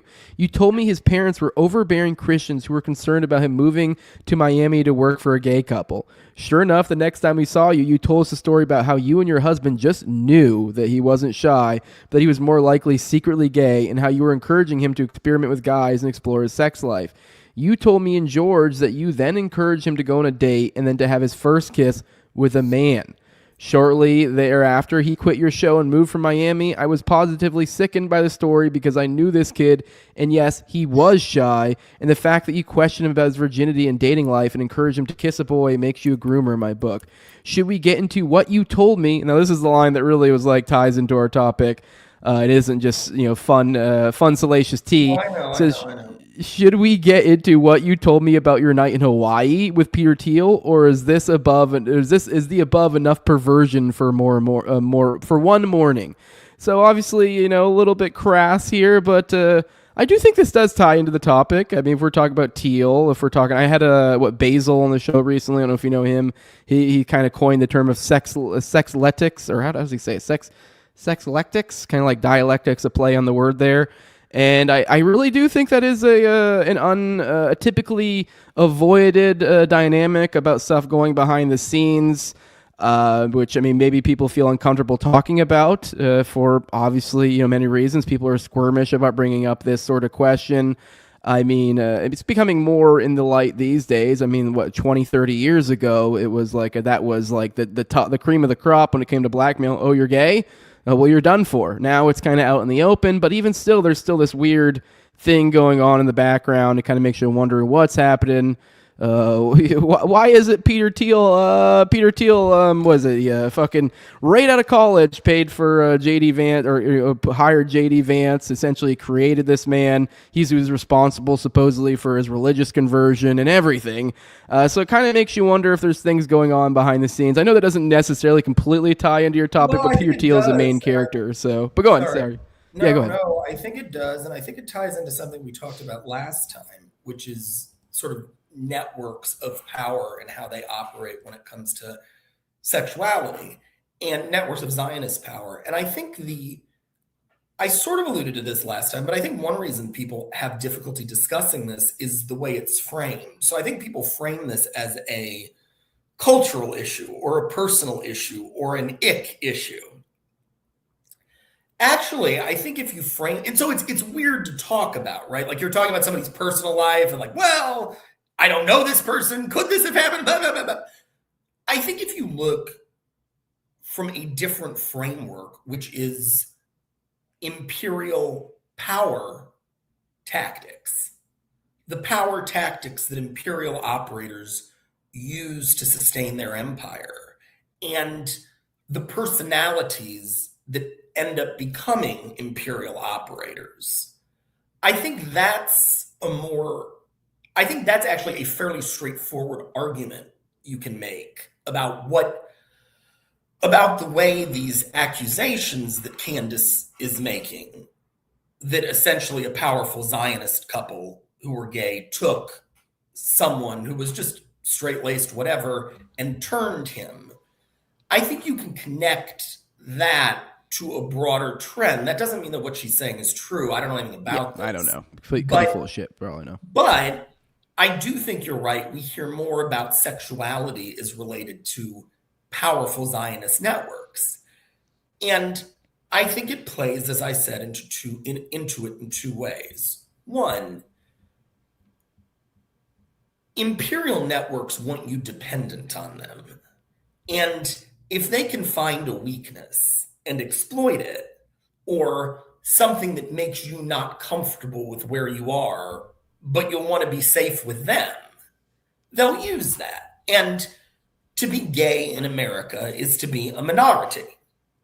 I mean, whatever one thinks of that, that's a fact. It's a small minority,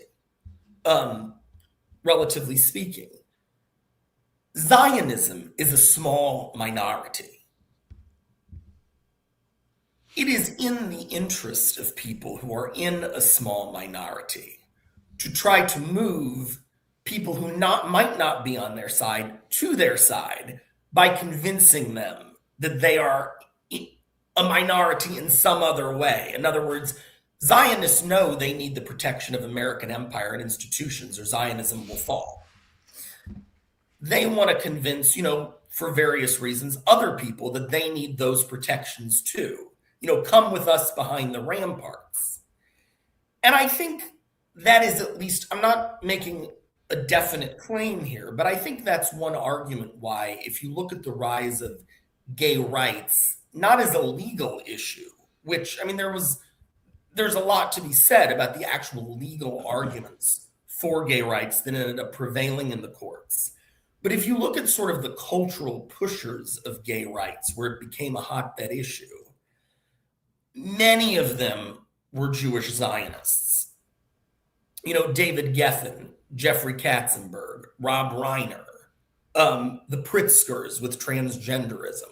Wasn't Milk a highly Zionist-connected individual? I believe. I may be talking to my ass a little bit, but yeah, go ahead. Well, I think San Francisco. I don't know. Yeah. I mean, I think it's a little like Malay. Some people are gay, some people may not be. They're not imperial operators. You've got people in the empire wanting to convince people who they see as being, exposed in some way or not on their side. Hey, look, come join us. Hide behind, hide with us. You need to ally with us because there's a lot of anti-gay sentiment and you can be persecuted for that too. And none of that's to deny the fact that there is an issue with how people treat gays, and there has been historically.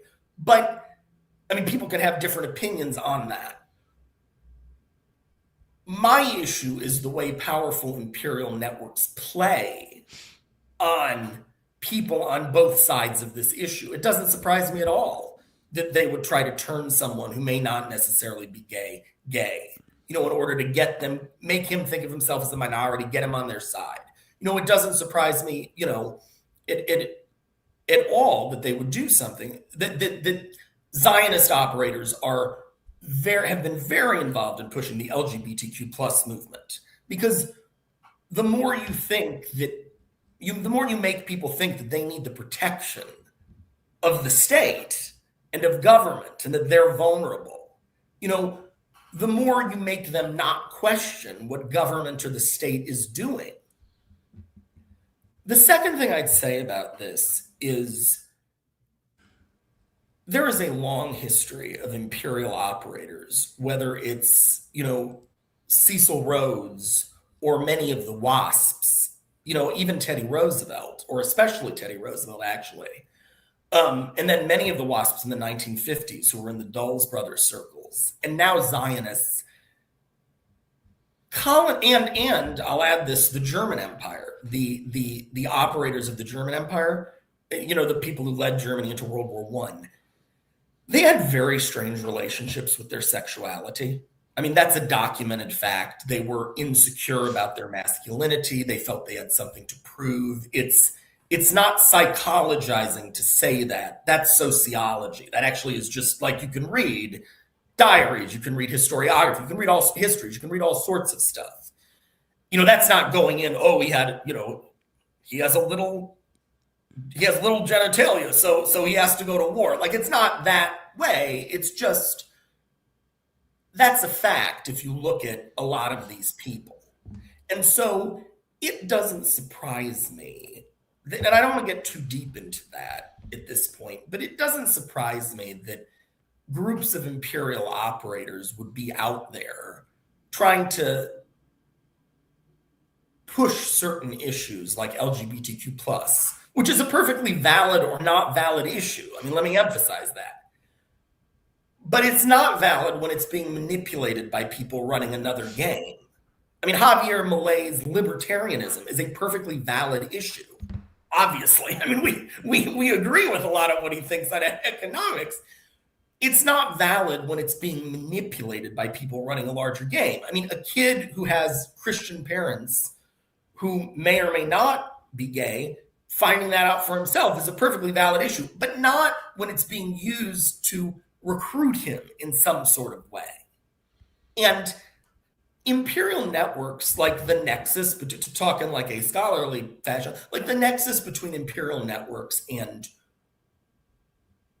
sexual manipulation, and I don't even mean blackmail, I mean sexual manipulation and gaslighting, that's well established, and it's not just Zionists. So I think, like, that's another thing to bookmark. Like, I think you're onto something there for sure. Yeah, well, you wrote this piece, and I do think it kind of ties into, from Iran-Contra to Trump, how Zionism took over the deep state. Obviously, we just commented a little bit about one such angle. I mean, we mentioned J.D. Vance. Marco Rubio is famously, maybe not famously, it's more of a minor known for parapolitical enjoyers like myself, where there's that one picture of him at that foam party that supposedly, I never looked into it, so I don't know if it's true. Supposedly, multiple people from that picture died. So, him with a bunch of dudes in some foam party. And so there's all these rumors. I mean, we talked Peter Thiel. I mean, he's openly gay, but it is this bizarre, he has this weird pseudo Christianity belief. And, I mean, I'm not religious, he's no Christian. I don't know what he is, but he is not a Christian. Yeah, I don't even really particularly care whether people are gay or not, but I'm not religious, but I understand it just seems very conflicting. I don't really understand it, but I'm just saying that these are the characters we see. I mean, Thiel has kind of taken a big piece of the political capital as of late. Kind of been a sleeper up until the past decade. Kind of crept up on us, but here he is now. That's kind of the current iteration. I mean, he got his start with Irving Kristol and the guy who helped Max Levchin, because by that point Zionists were arbitering Silicon Valley. So I mean, there's a history here. Sorry, go ahead. I'm sorry about that. No, you're good. You're good. That's exactly where I'm leading to. Kind of. I mean, you can kind of take it wherever you want. Of kind of how how we got to where we are.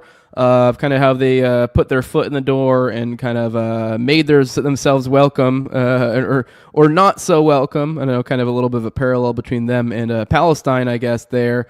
But they're making us the America, the next Palestine, but with a little bit more steps. So I kind of take it wherever you want. I guess this piece kind of went all over the place, kind of from Iran-Contra up until now. Like I just mentioned, Thiel. So I mean, you can take it wherever you want. It's the most obscure movie nobody's ever seen called Power. It's by Sidney Lumet, the director who did Network, like the really famous one from the 70s. And I'd seen this movie ages ago, and I was thinking about it. I thought, wow, really, this is about Iran-Contra. and the manipulation of government, except why are there no Jewish Zionists in this movie? And then I looked up Sidney Lumet, and he's not only Jewish, but he was a big supporter from the 50s on of Israel. Excuse me. So, really what I think he did is he put Denzel Washington in this movie. This is what I open with. Denzel Washington plays this lobbyist for the Gulf states that, is essentially running a similar play to Iran-Contra.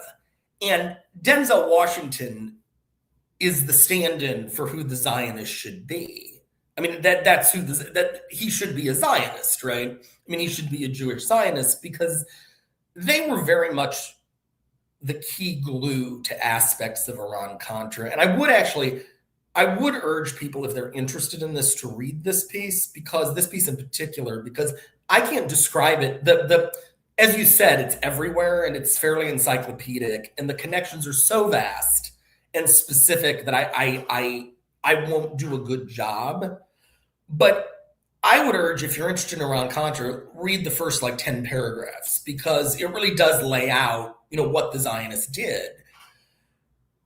What I sort of do in the piece is look at specific Zionists who were involved, among them the editor of the New Republic, Martin Peretz, and one of the top officials at the State Department at the time, Elliot Abrams.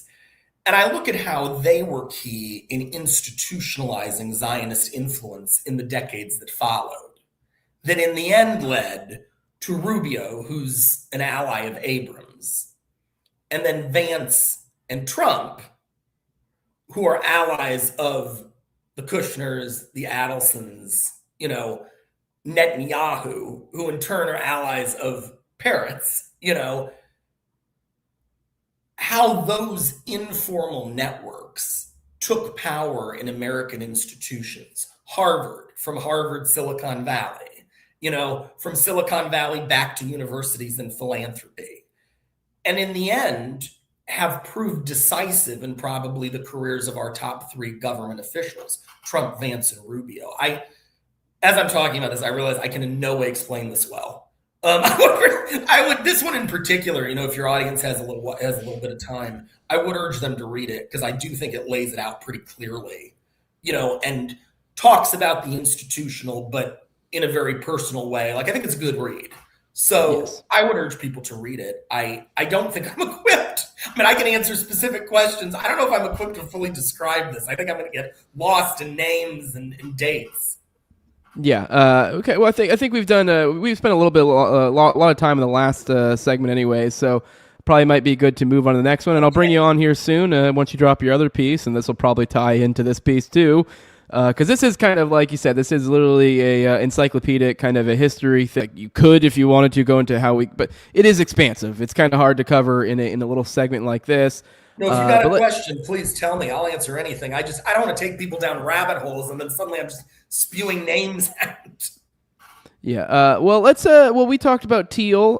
Teal stonks going up bigly these days with some of this ICE stuff going on. So let's move into our ICE segment. Iced up Trump is what I'm calling it. I don't know. It's just kind of a grab bag of some ICE stuff. Here's Trump. He, I guess, did some sort of press conference. Let's see what he has to say. I haven't watched this yet. Let's watch it together. People, vicious, many of them murderers. These are all out of Minnesota, just Minnesota. I say, why don't you talk about that more? Because people don't know. Do you want to live with these people? International murder. These are people that they're apprehended and either put in jails in their country from where they came, and the countries respect us, and so they actually put them there. In the old days, they didn't respect our country. Biden wouldn't do this because he let them all in. If you didn't have open border policies of Biden, none of this, all of the time that we spend talking about Minnesota and everything else, most of them are coming from out of the country. And it's been caused by a previous administration. Look at this, one after one. Boy, these are rough characters. These are all criminal, illegal aliens that, in many cases, they're murderers, they're drug lords. drug dealers. They're the mentally insane. There's some of them who are brutal killers. They're mentally insane. They're killers, but they're insane. These are just in Minnesota, California. It's worse. In other states, it's worse. Now, Minnesota, the crime is incredible. The financial crimes are incredible. And the problem is because of the agitators and insurrectionists, whatever you want, trouble. All right, so in this clip, we have Trump pointing to different flyers saying Minnesota, worst of the worst, all these different people. For example, right now he's holding up one from drug trafficking for some individual there. I can't make out the name. But, I mean, I don't really care so much about drug trafficking. But obviously the angle here is, I mean, I guess it depends on what they're doing specifically. But, obviously he's kind of leading into, as you said before, we want to get rid of the violent criminals, the rapists, the murderers, maybe even some of the more minor ones. So here he is kind of, I'm assuming in response to some of the Minnesota stuff, kind of highlighting this. I know you see every now and then these viral posts from the conservative side of the aisle, like, oh, here's these libtards blocking these ICE people as they're getting ready to go get this Somalian rapist or this or that. And some of them have been community noted, I've seen, and been complete bullshit. A lot of them seem, I don't know, I'm open to the idea that they are busting some of the baddies here and there. But I'd say even some of the more extreme liberals out there in the world, that if that was actually the case, if they weren't going, this weird, kind of door-to-door, kind of making their presence known, almost like a foreign army, and we're just kind of, I don't know, targeting actual violent, immigrants and then deporting them. I don't think anyone would particularly, there'd be people who might be opposed to it, but it's like they're not going to be vocally opposed because who gives a fuck? Like, who's really going to go, waste their effort coming to the aid of a murderer or something, So I guess I kind of like to get your take. I've been, we have a couple other little tabs to look at in this too, but kind of getting into some of the thuggery of the ICE these days. But I would like to get your perspective. I've been, and I'll kind of give mine real quick. My audience knows this, but I've kind of been. I've been kind of agnostic from the jump. I know this was a big issue for especially libertarian people. We're in the past 5 years or so, I've kind of gone back and forth in this. I've always kind of just been I understood both arguments. I'll be honest, I kind of always thought the bordertarian one had a little bit of a weakness to it. It didn't really, just isn't quite consistent, isn't really that great. But I don't know. It's like what I understood some of Hoppe's arguments and okay, maybe. I will say Trump's this recent goofiness has kind of very much soured me on all of it. Actually, really the entire administration. I've been, I pay attention to foreign policy stuff day in, day out. I can pay attention to the minutiae of the news. And, this whole idea of we're getting these violent, the worst of the worst, that's not been what I've seen. If anything, we've been talking about Zionism all day. We've been seeing people like Mahmoud Khalil, daring to speak ill of the Israeli regime and or actually end up staying, but they tried to deport him. Hell, there was I believe a British Muslim speaker. I don't know exactly what he was about, but his he did speaking tours and stuff of some sort, and he got literally detained for a couple weeks because they revoked his visa while he was over here for being anti-Zionist essentially. So we see much of that. We also see then even when they do actually, carry out these deportations or whatever, it's it kind of feels like some redcoat type shit to me, to be honest. These thugs in the street. So I mean, I know what are your thoughts? I'm kind of curious because I also I do want to give a little background myself because maybe this speaks to something. I was born in rural Maine. I lived there until my sophomore year of high school. I moved to Tennessee, rural Tennessee. Maine, I didn't really have much interaction with immigrants, but then Tennessee, there was tons of them. I had no problem with them. But if anything, it was a very rural, so it was very high in agriculture. So yeah, there was a lot of mater pickers out there. That's what they call them over there. And the same thing where I'm at here now. I'm in Florida. I'm in a rural part of Florida. Lots of Hispanics, and in my interaction with them, hell, literally a half mile down the road, there's a little La Tienda that doesn't half the time I go in there to buy shit, people don't even speak English, but it's not even a problem.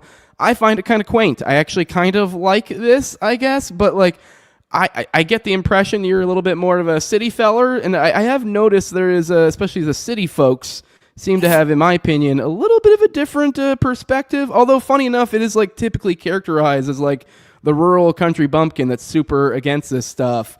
But if anything, I felt like the city folks, I've noticed more of a ingrained kind of disgust to immigration. Now, to be fair, when I say like I'm soured on it, and I guess you could technically characterize myself as open borders, that doesn't mean I'm in favor of welfare policies, because then everyone goes, oh, you just want them floating through the borders, you're going to subsidize them H-1Bs, yada, yada. I'm like, I don't want any fucking welfare money, I don't want anything. I want to cut off the warfare state, cut off the welfare state, and then we don't have to worry about this ICE nonsense. But I kind of like to get your thoughts on this, and then we're going to have a couple little bits kind of displaying the thuggery of ICE after that. But I'm kind of curious your perspective on this whole matter. I think, so you had Janine Nunez on last week, and I watched it. I know her, but I like Janine very much. And what I like about her is that she's a civil liberties attorney. And when you ask her a question, in almost every case, when it's a big question, she'll go back to what she knows, which is civil liberties. And she sort of proceeds from there. And I'm a writer, and I'm a writer who deals in context and history.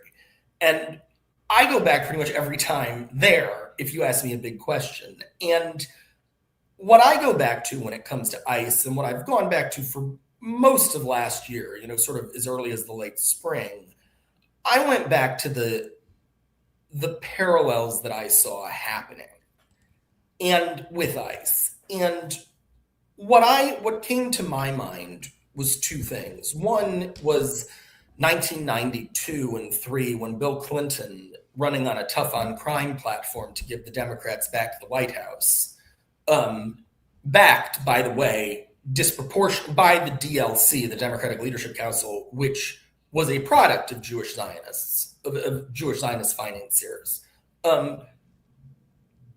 Clinton proposed gathering unemployed veterans and other out-of-work men into a national security force. In 1996, William Kristol, the Zionist neoconservative, editor of the Weekly Standard, 1995, introduced the term super predator to describe young black men, a minority who committed horrific crimes.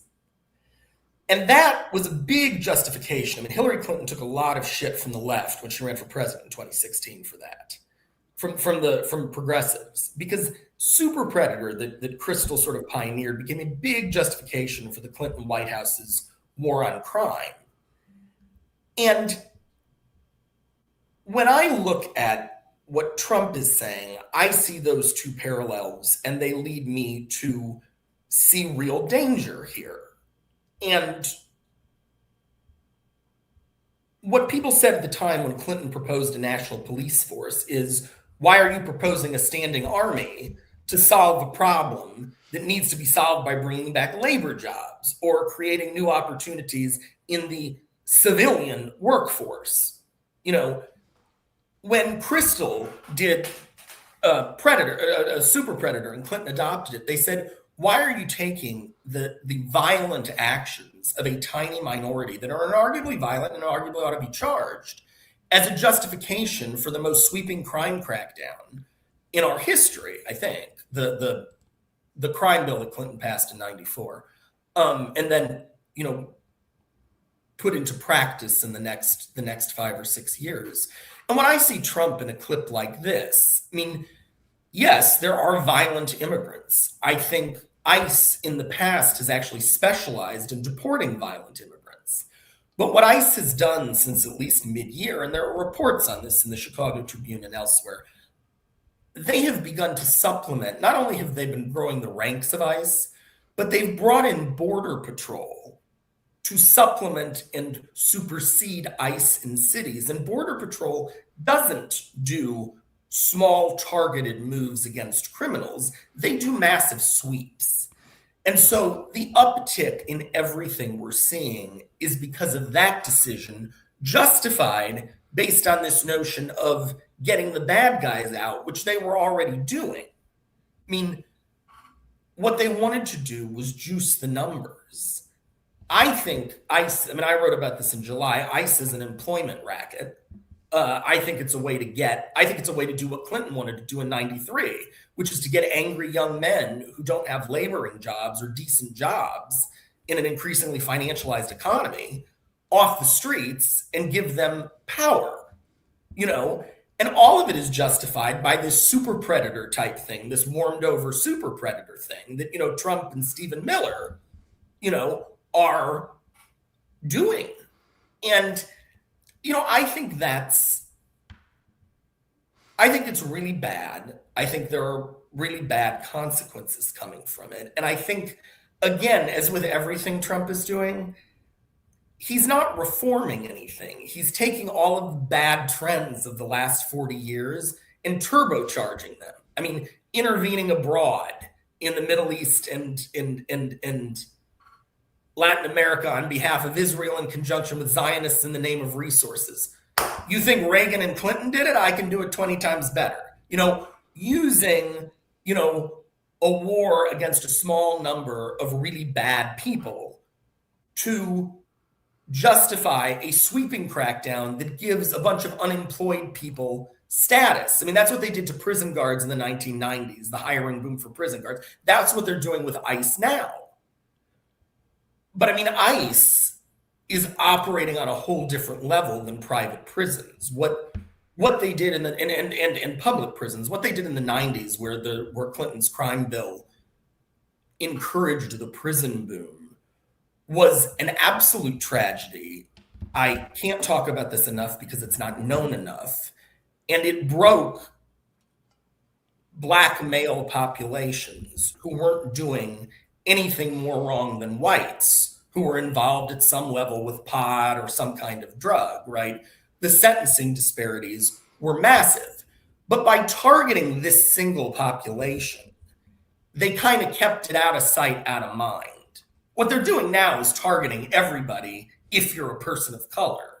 I mean, you see these videos where it's like, well, what you have a Spanish accent, sir, therefore we can pull you over. And so I think this is really bad. I think the fears of a standing army are really not unreasonable at all. And I think, again, with Trump, the worst part of this is that, yes, there was a real illegal immigration problem in this country. Yes, illegal immigrants got brought in by people like the Pritzkers, by people like Larry Summers, as part of this. I mean, I keep going back to the three prongs of American empire: oil, cheap labor, and drugs.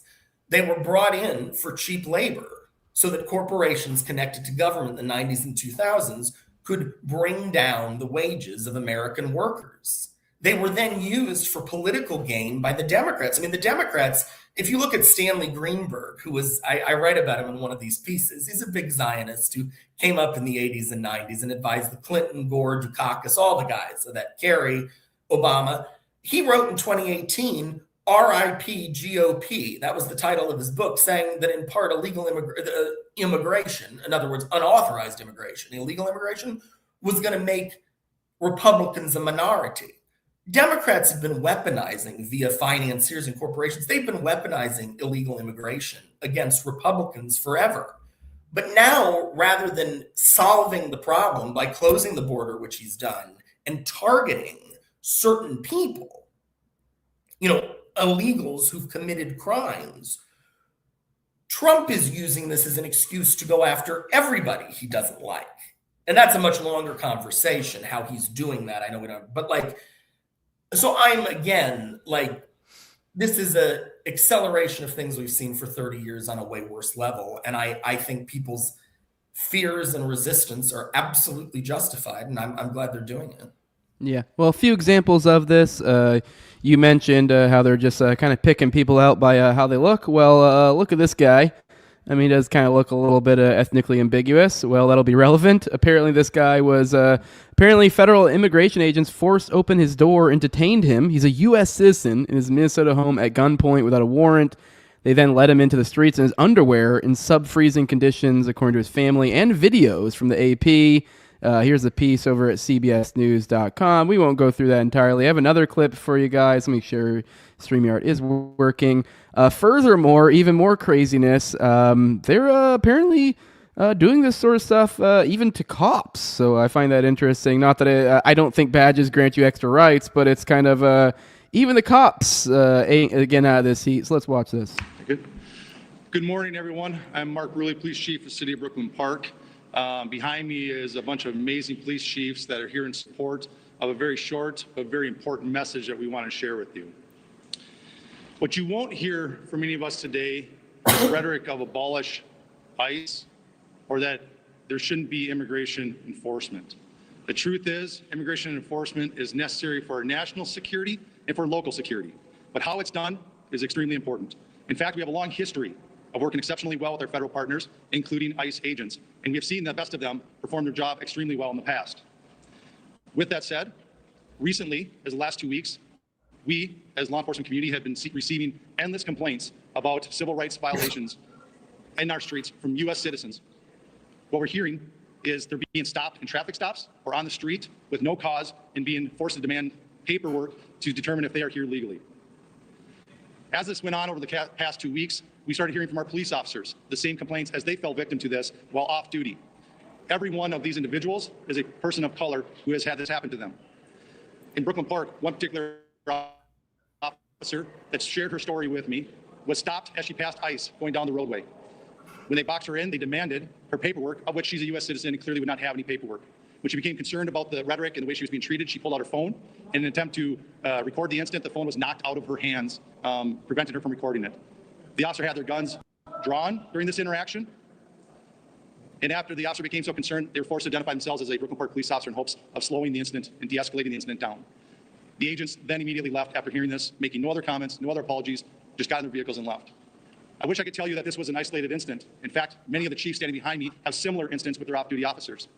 This isn't just important because it happened to off-duty police officers, but what it did do is we know that our officers know what the Constitution is, they know what right and wrong is, and they know when people are being targeted, and that's what they were.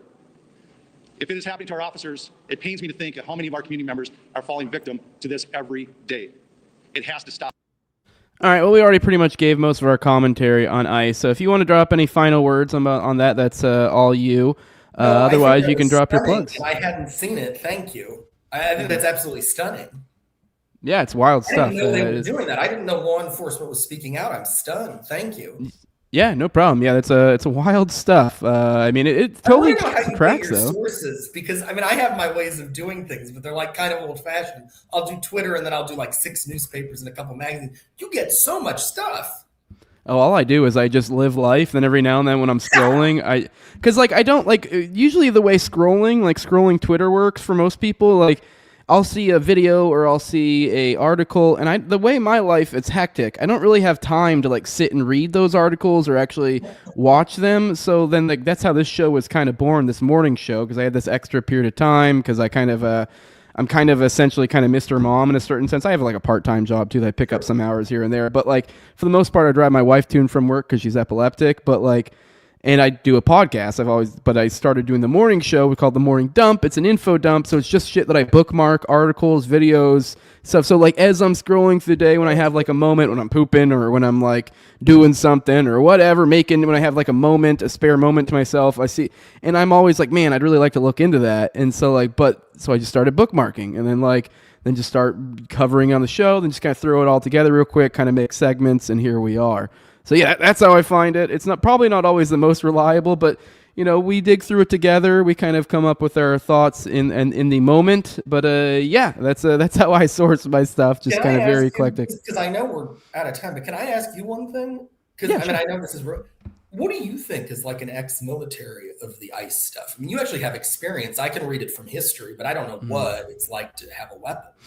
I mean, well, I was an aircraft mechanic, so like when I say military, like I joined, was it 2010, 2010, I think. I initially enlisted as a SEER specialist, which is technically not like Spec Ops, but it's one of those jobs that's incredibly high recidivism rate. It's kind of usually, for the military folks, it's kind of usually kind of grouped in with it. Typically, a lot of the people do. unless it's like somebody that's actually Spec Ops and you're like, oh, I'm Spec Ops. And you're like, you shut the fuck up. You're not Spec Ops. But either way, it's kind of usually vaguely grouped in together. To give you an idea, literally everyone in that class that I went through for SEER failed, including myself. So I failed out, then I got reclassed in the military into an aircraft mechanic in the Air Force. So I did 11 years as an aircraft mechanic.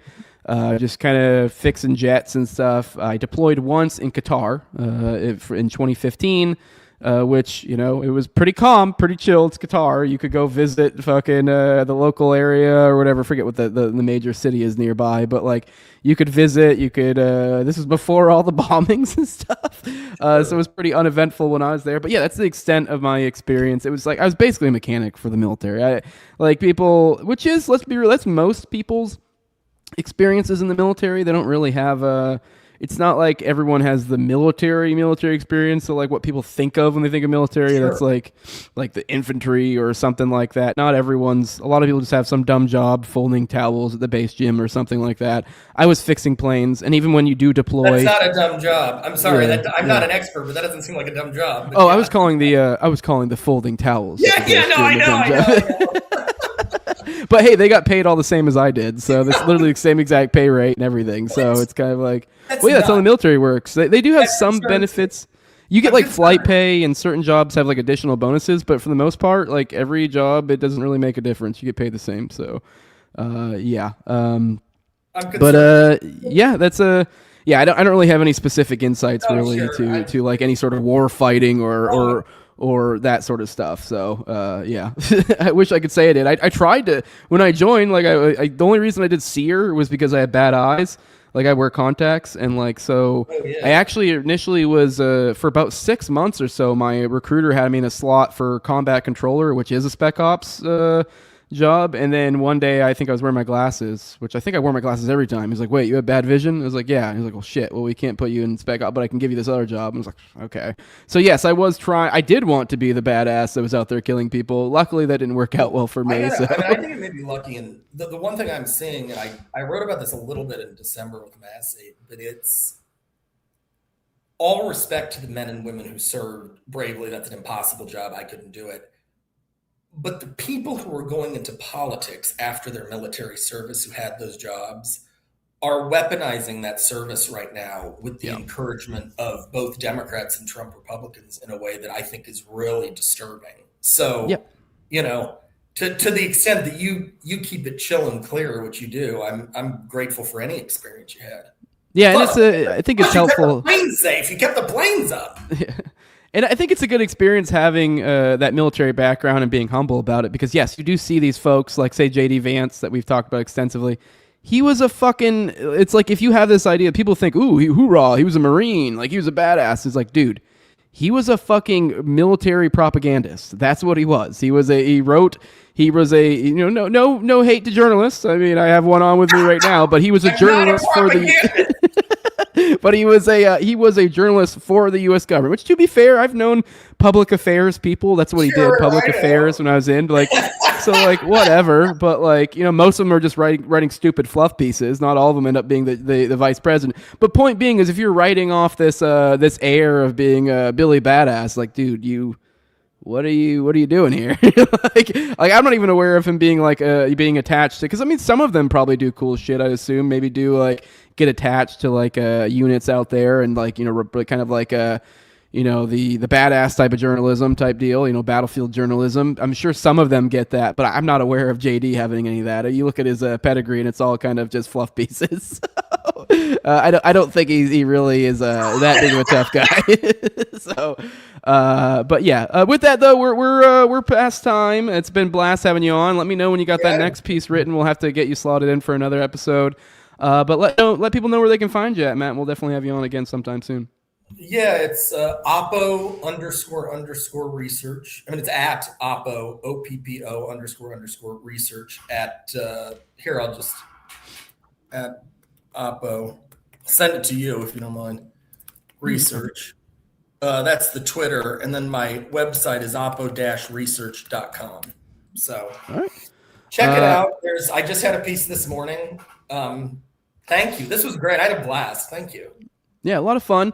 Appreciate you coming on. For those who want to support this show, leave a like, share, subscribe, comment, leave a 5-star review on iTunes or Spotify. You can find the show on YouTube, Rumble, all the major audio podcatchers, and Twitter as well, at Tower Gang Jose. If you want to support the show the best way you can do that with money. Over at patreon.com/nowayjose2020, you can see the QR code right there. Oh, got it. And like I said, patreon.com/nowayjose2020 brings you to the same place either way. I do early episodes there, try to keep about 4 or so behind the paywall at any given time. Actually, I think I have more than that right now. You get access to ad-free RSS feed. You get access to Telegram, access to pre-show, post-show, and video calls. And me and Austin's weekly live call-in show, Already Dead, which is on Tuesdays at 9:30 p.m. Eastern. Also, give a big shout out to my sponsors, which is the highest level of my Patreon.